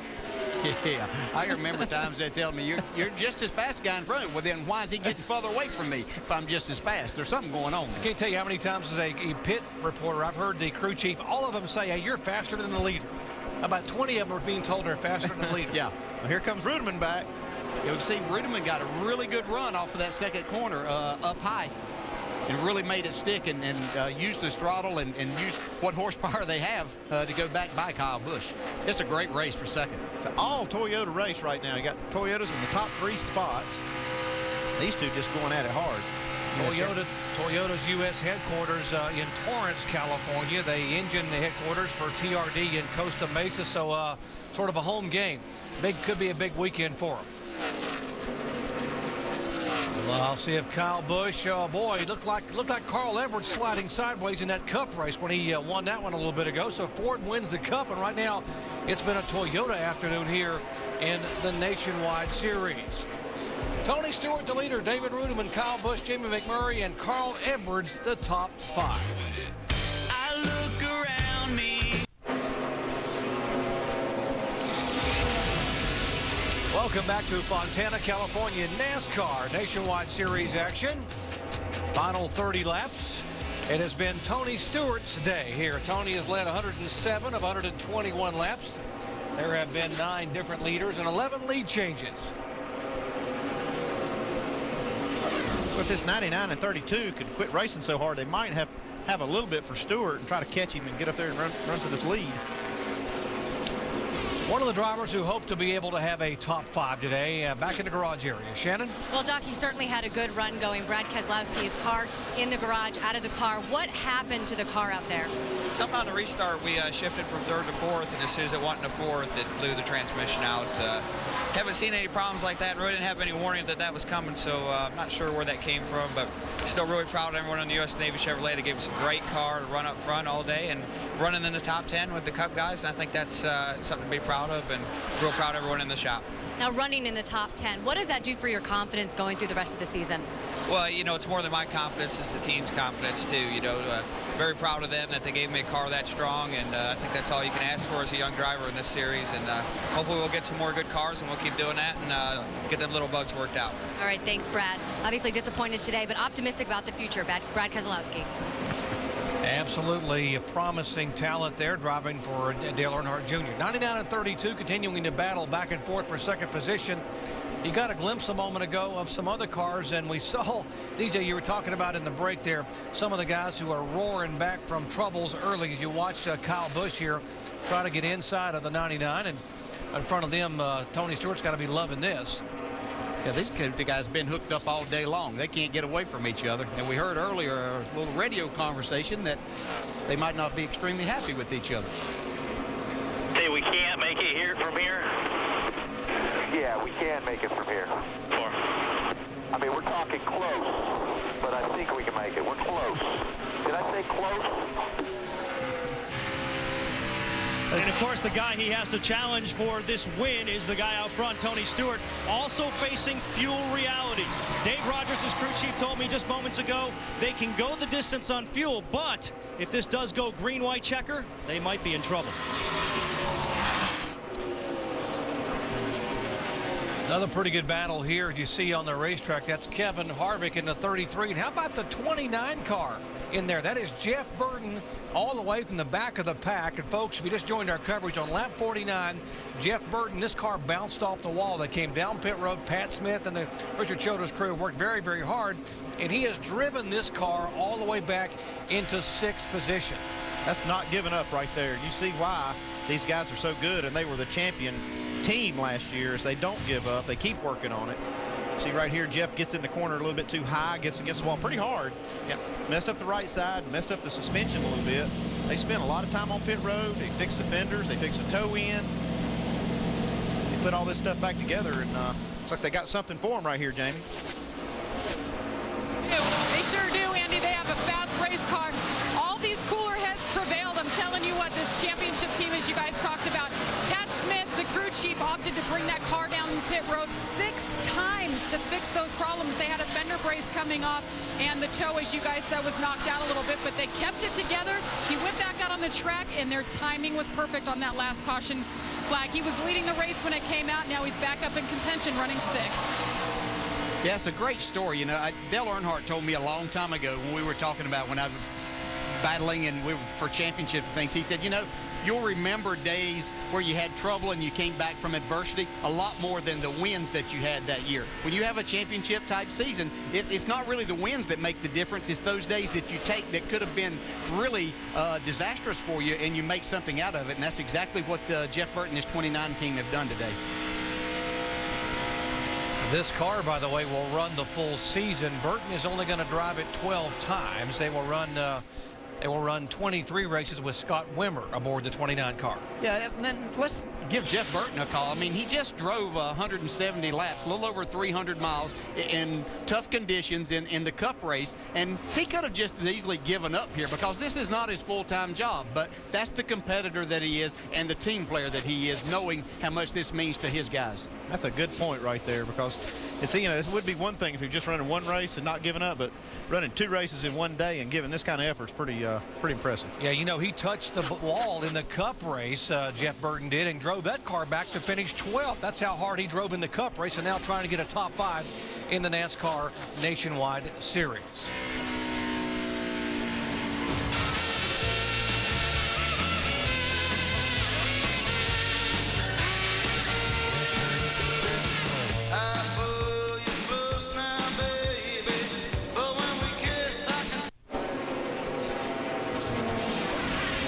Back in Fontana, California, final laps here of the NASCAR Nationwide Series event. Aerial coverage provided by our good friends at Goodyear.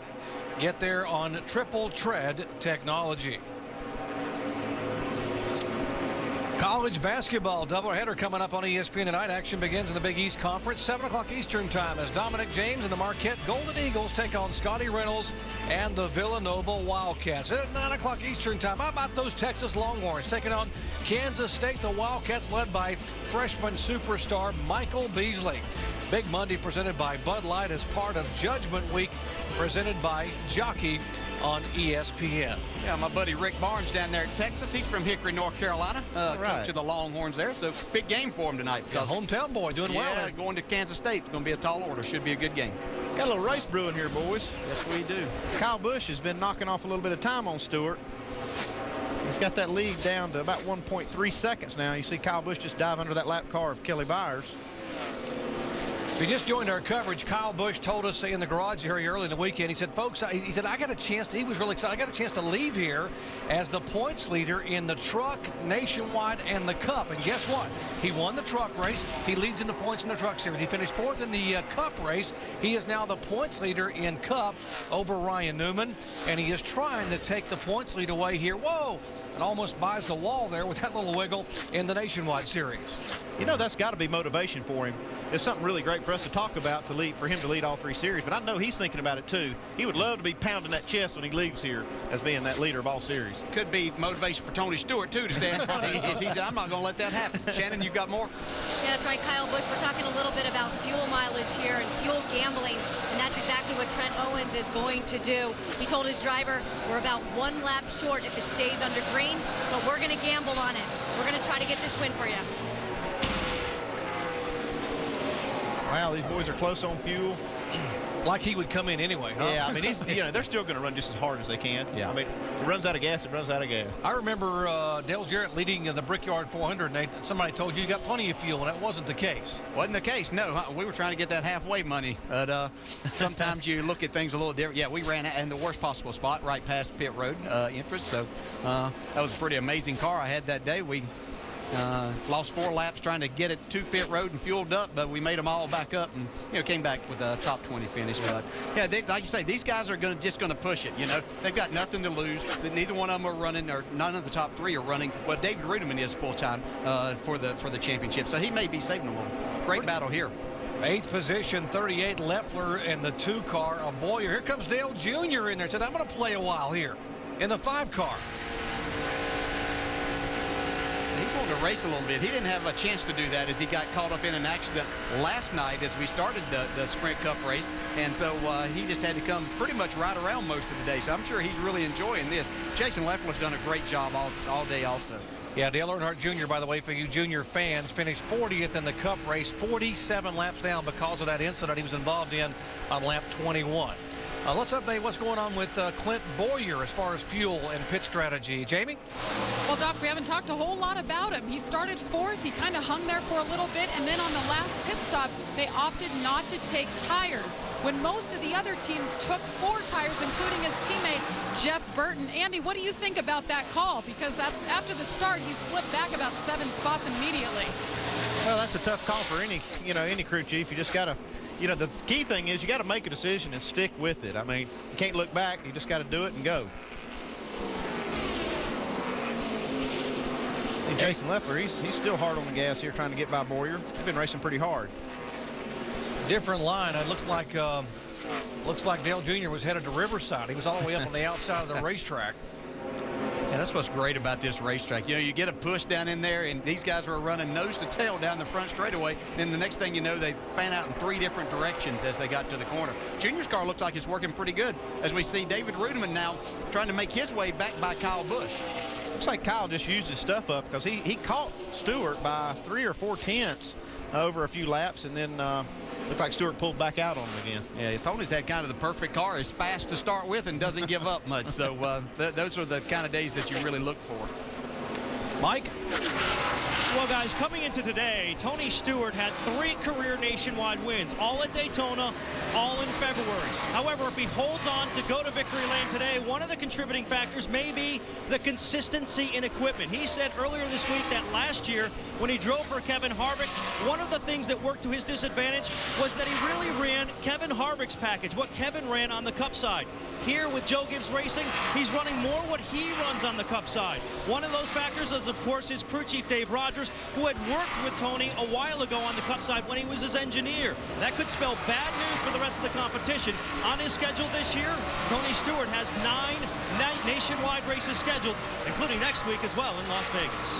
And Mike, you just saw Tony Stewart has never won a NASCAR race at this racetrack. He finished 2nd here in the Nationwide Series in 2004. His best finish in Cup is 4th twice in 99 and 2001. He finished 7th earlier today in the Cup race, so he would be checking one off, DJ, if he can win here at California Speedway, or what was California Speedway, now Auto Club Speedway. Yeah, it's pretty amazing as talented this guy is, and you knew it eventually was going to happen. He's just too good not to win races. But this is a strong team with him in the race car with Joe Gibbs Racing. You're going to see this happen a lot more. We're down to these last 10 laps, so going to be watching for some of these cars to see if they've got enough fuel to make it. Yeah, you wonder, did Kyle Busch get behind David Rudiman there? Because we heard him talking about they may be a lap shy. Is he trying to save a little bit of fuel by drafting with David? Could be. I mean, if you can't make it, you can't make it, it would be worthwhile to sit there and try to soft pedal a little bit. You can see the gas gauges don't look too good here. Definitely running on empty. Yeah, I tell you, the other thing is probably running on empty is these guys, even though they're running right up front, they're going to be tired when they get out of that car. Aside from drafting, how can a driver save fuel at a track like this? Well, the biggest thing is staying out of the throttle. That's what you guys tell you. Anytime those butterflies in that carburetor are open, you're using fuel. And so what you do is you try to back out maybe a little bit more than what you were, let the car roll before you start picking up the throttle. And the key thing is you got to try to save fuel and make the lap time. You can't give up too much lap time, because if you do, then it's for nothing. So it's kind of a rocking a hard place type thing. You got to be off the throttle but not lose lap time. So we can keep an eye on the throttle here, the onboard telemetry for Kyle Busch. You can see me actually feathering a little bit on the straightaway. As long as he can maintain with that 99, he might just squeeze out of the throttle a little bit. Yeah, and that's right. You know, once he saw that he really wasn't going to go catch Tony Stewart, as nobody has all day long, then he said, okay, let's get a good finish out of this, and maybe after Las Vegas we'll lead the points in all three.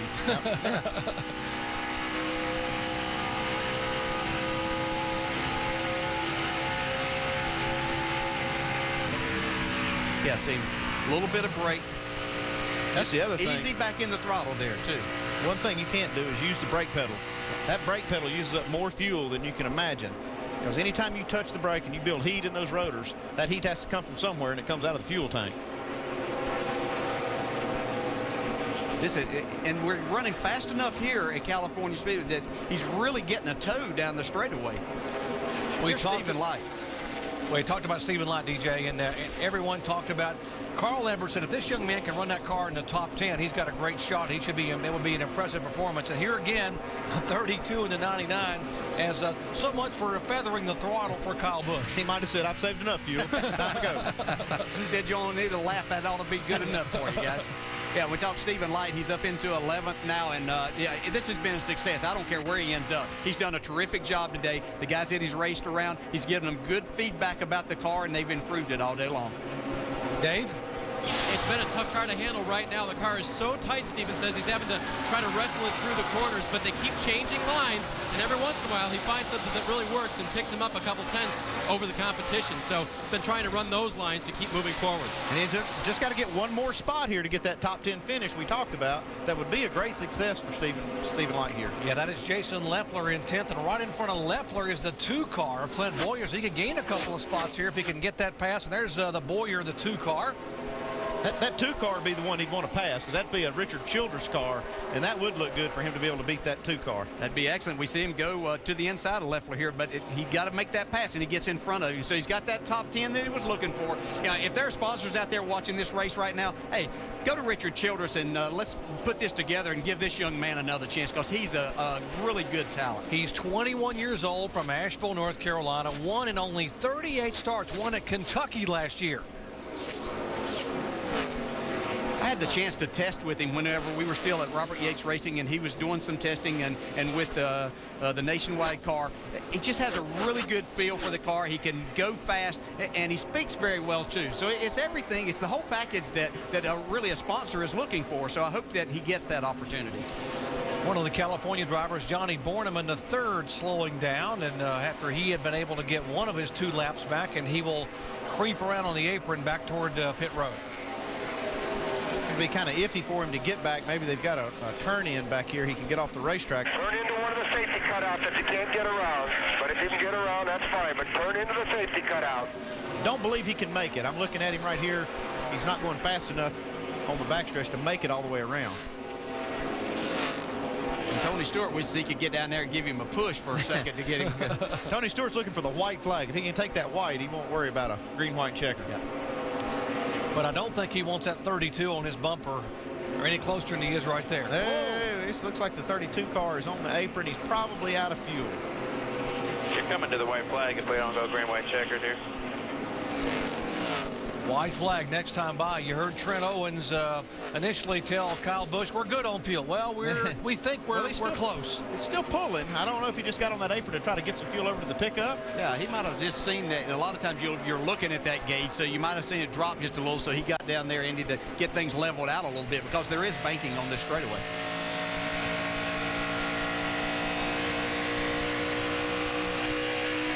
Tony Stewart will come down and take the white flag here in California. But we're not going to have a green-white checker, so they've got that part of it out of the way. 70, bring it home, baby, bring it home.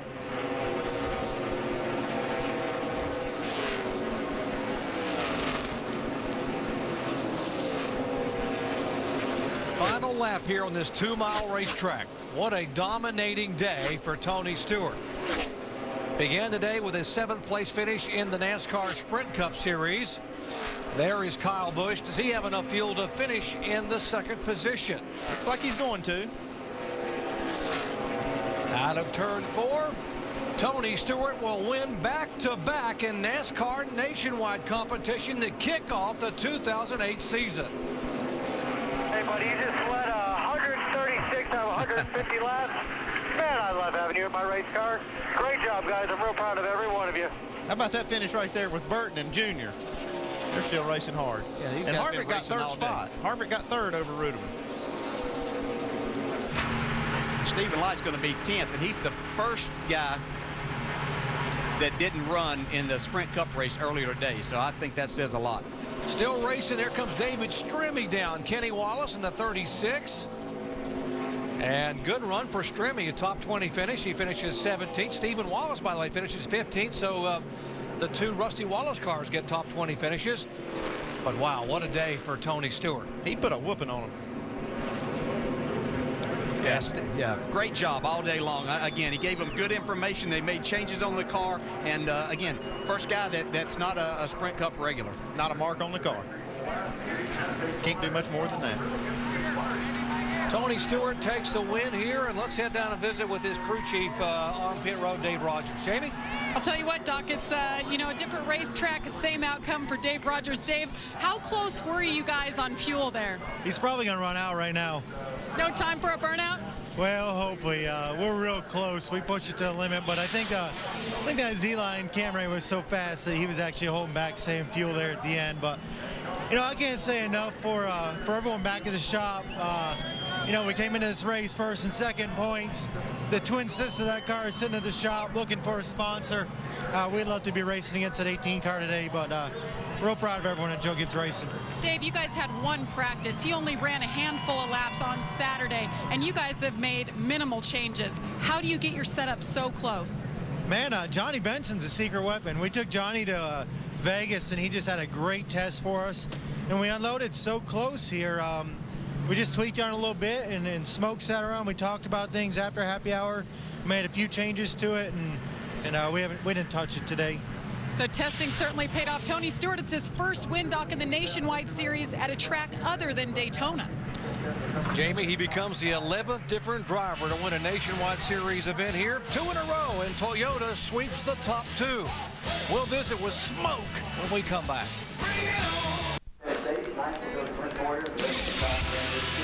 Back at Auto Club Speedway of Southern California, stop number 2 on the 2008 NASCAR Nationwide Series. Well, folks, we've come 3,000 miles from Florida.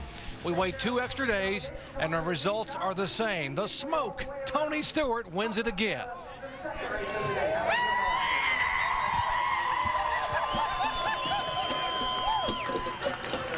Let's go down to Mike Massaro. And the celebration is on, and before the race, Doc, Tony Stewart had one comment for his team. He said, hey, guys, let's have fun today. It certainly looked like a lot of fun today. How would you describe that race car? Oh, it was awesome. I mean, it's that was the worst it was at the end there. It was the tightest it had been all day, but, I think the caution hurt us there when we, had the caution stay down. It seemed like the cycle made the balance tight, but this car was awesome today. It was just so fast that all you had to do was just run hard, and if I could stay ahead of the 99 there for about 15 laps, I could just keep running my pace, and those guys would wear their tires out and wear themselves out trying to stay with us, and we could just drive on and go on our own pace after that. I would imagine after running 324 miles on the Cup side this morning as an opening act, that was probably the best medicine, I would imagine. What was it like today running all those miles? That wasn't a big deal. That's easy. That was easy.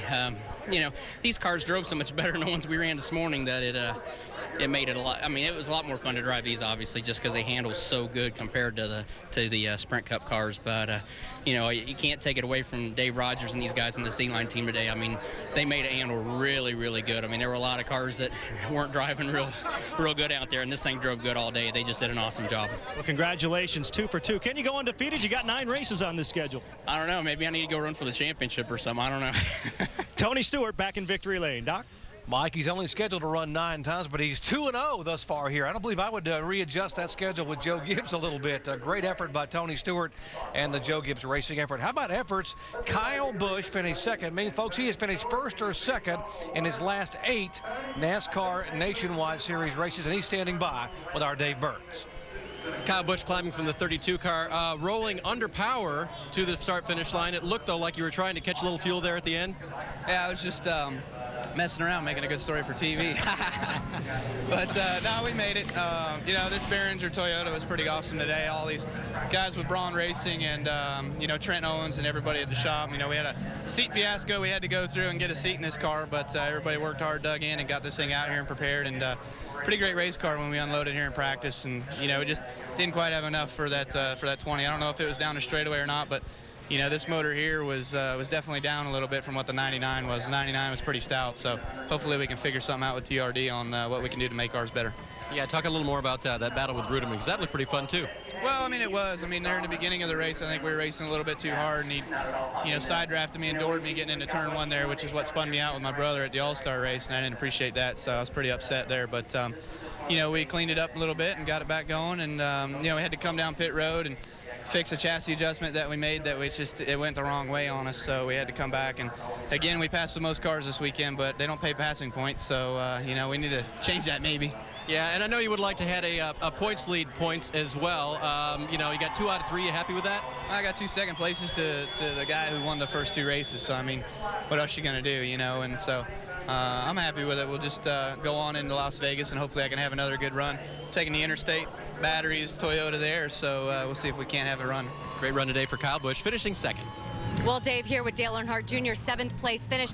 You said with these tapered spacers, the car ran similar to how they did in 98 or 99. It was a lot of fun. How was the race for you out there? It was all right. You know, we had a good car at the end. We had to restart real far back because of our pit strategy got us in the back. But we came from like 22nd to 7th there on that last run. I was real happy. The car was fast, running good enough times to run in the top 3.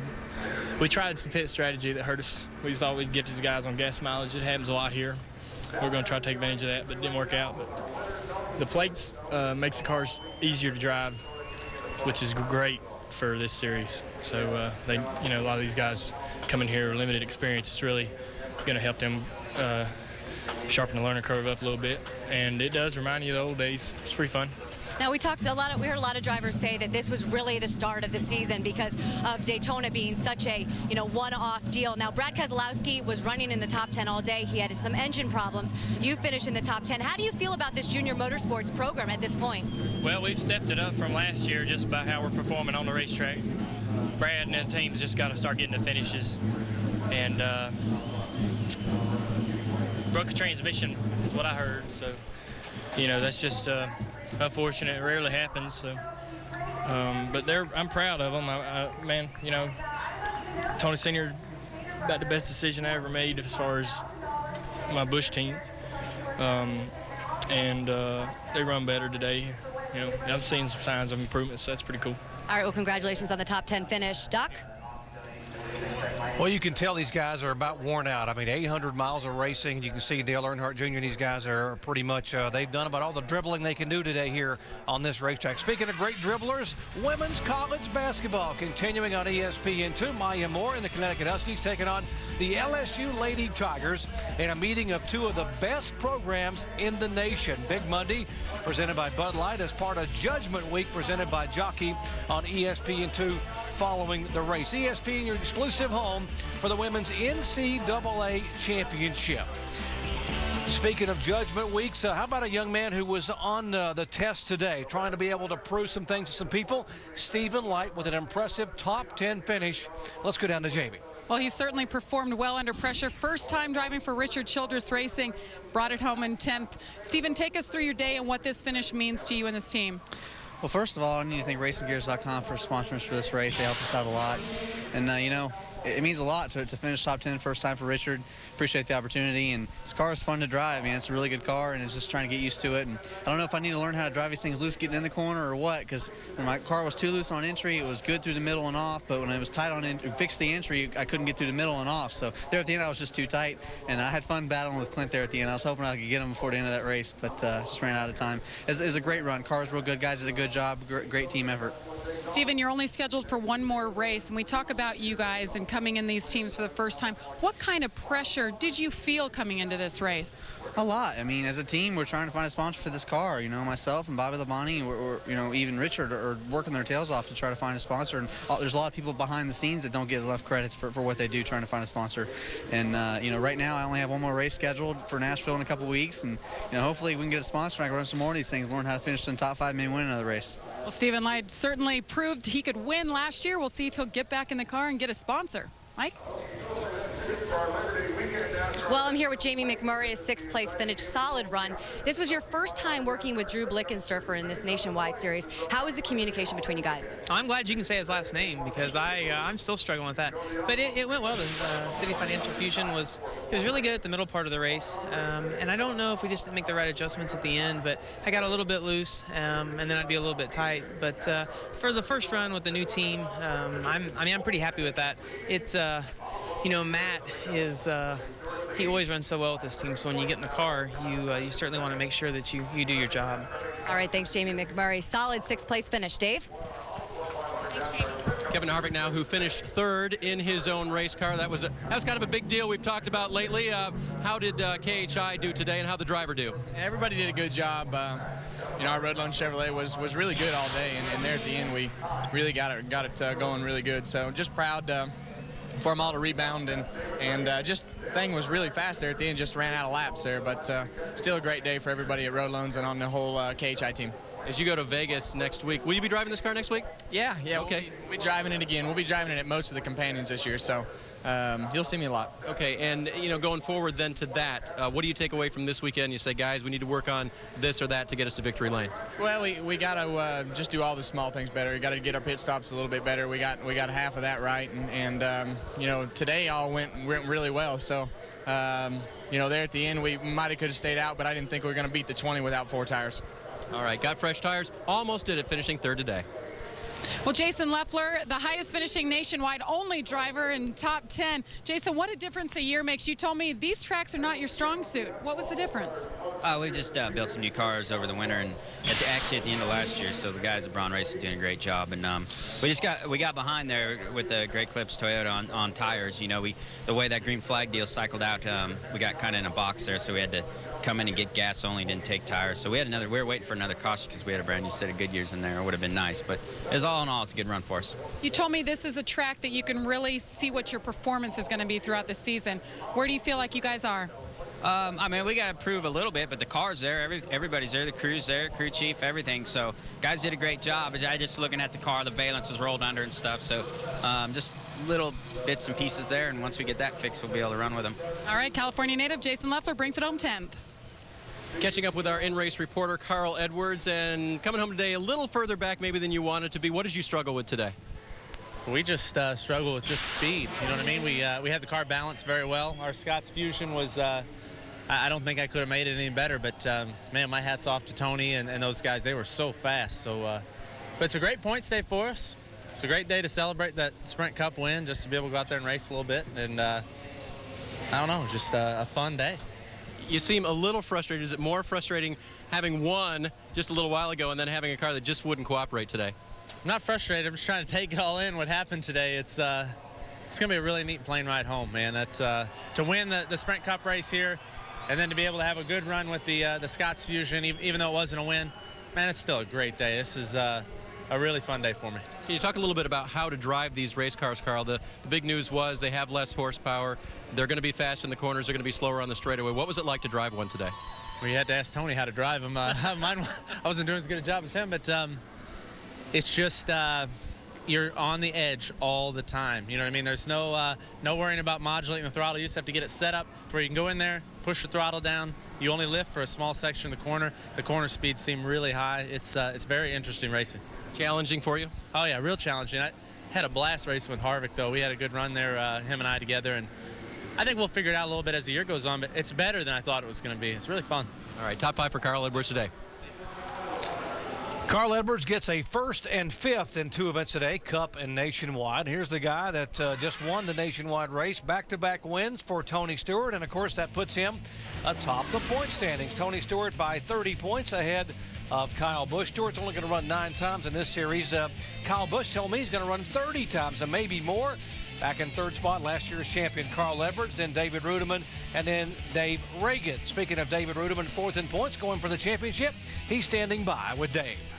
And catching up now with David Rudiman, who started 5th today and finished 4th. David, talk about your run today, especially battling with Kyle there at the end. Yeah, we just got too tight towards the end, you know, we're pretty well relegated to having to run the top, and then it just got to the point where I couldn't, you know, the way the motor rules are and stuff now, if you don't, when a thing turns, if you don't get back wide open with it, it's hard to make any ground, and just actually got in the fence with it one time, so I figured, well, probably shouldn't do that again. Aaron's Dream Machine, the pit stops were awesome. For all in all, you know, for no more practice than we had and stuff, I mean, the car was good from lap 1, and we just kind of danced around being free and loose, and never could quite get that happy medium with it to make the car happy.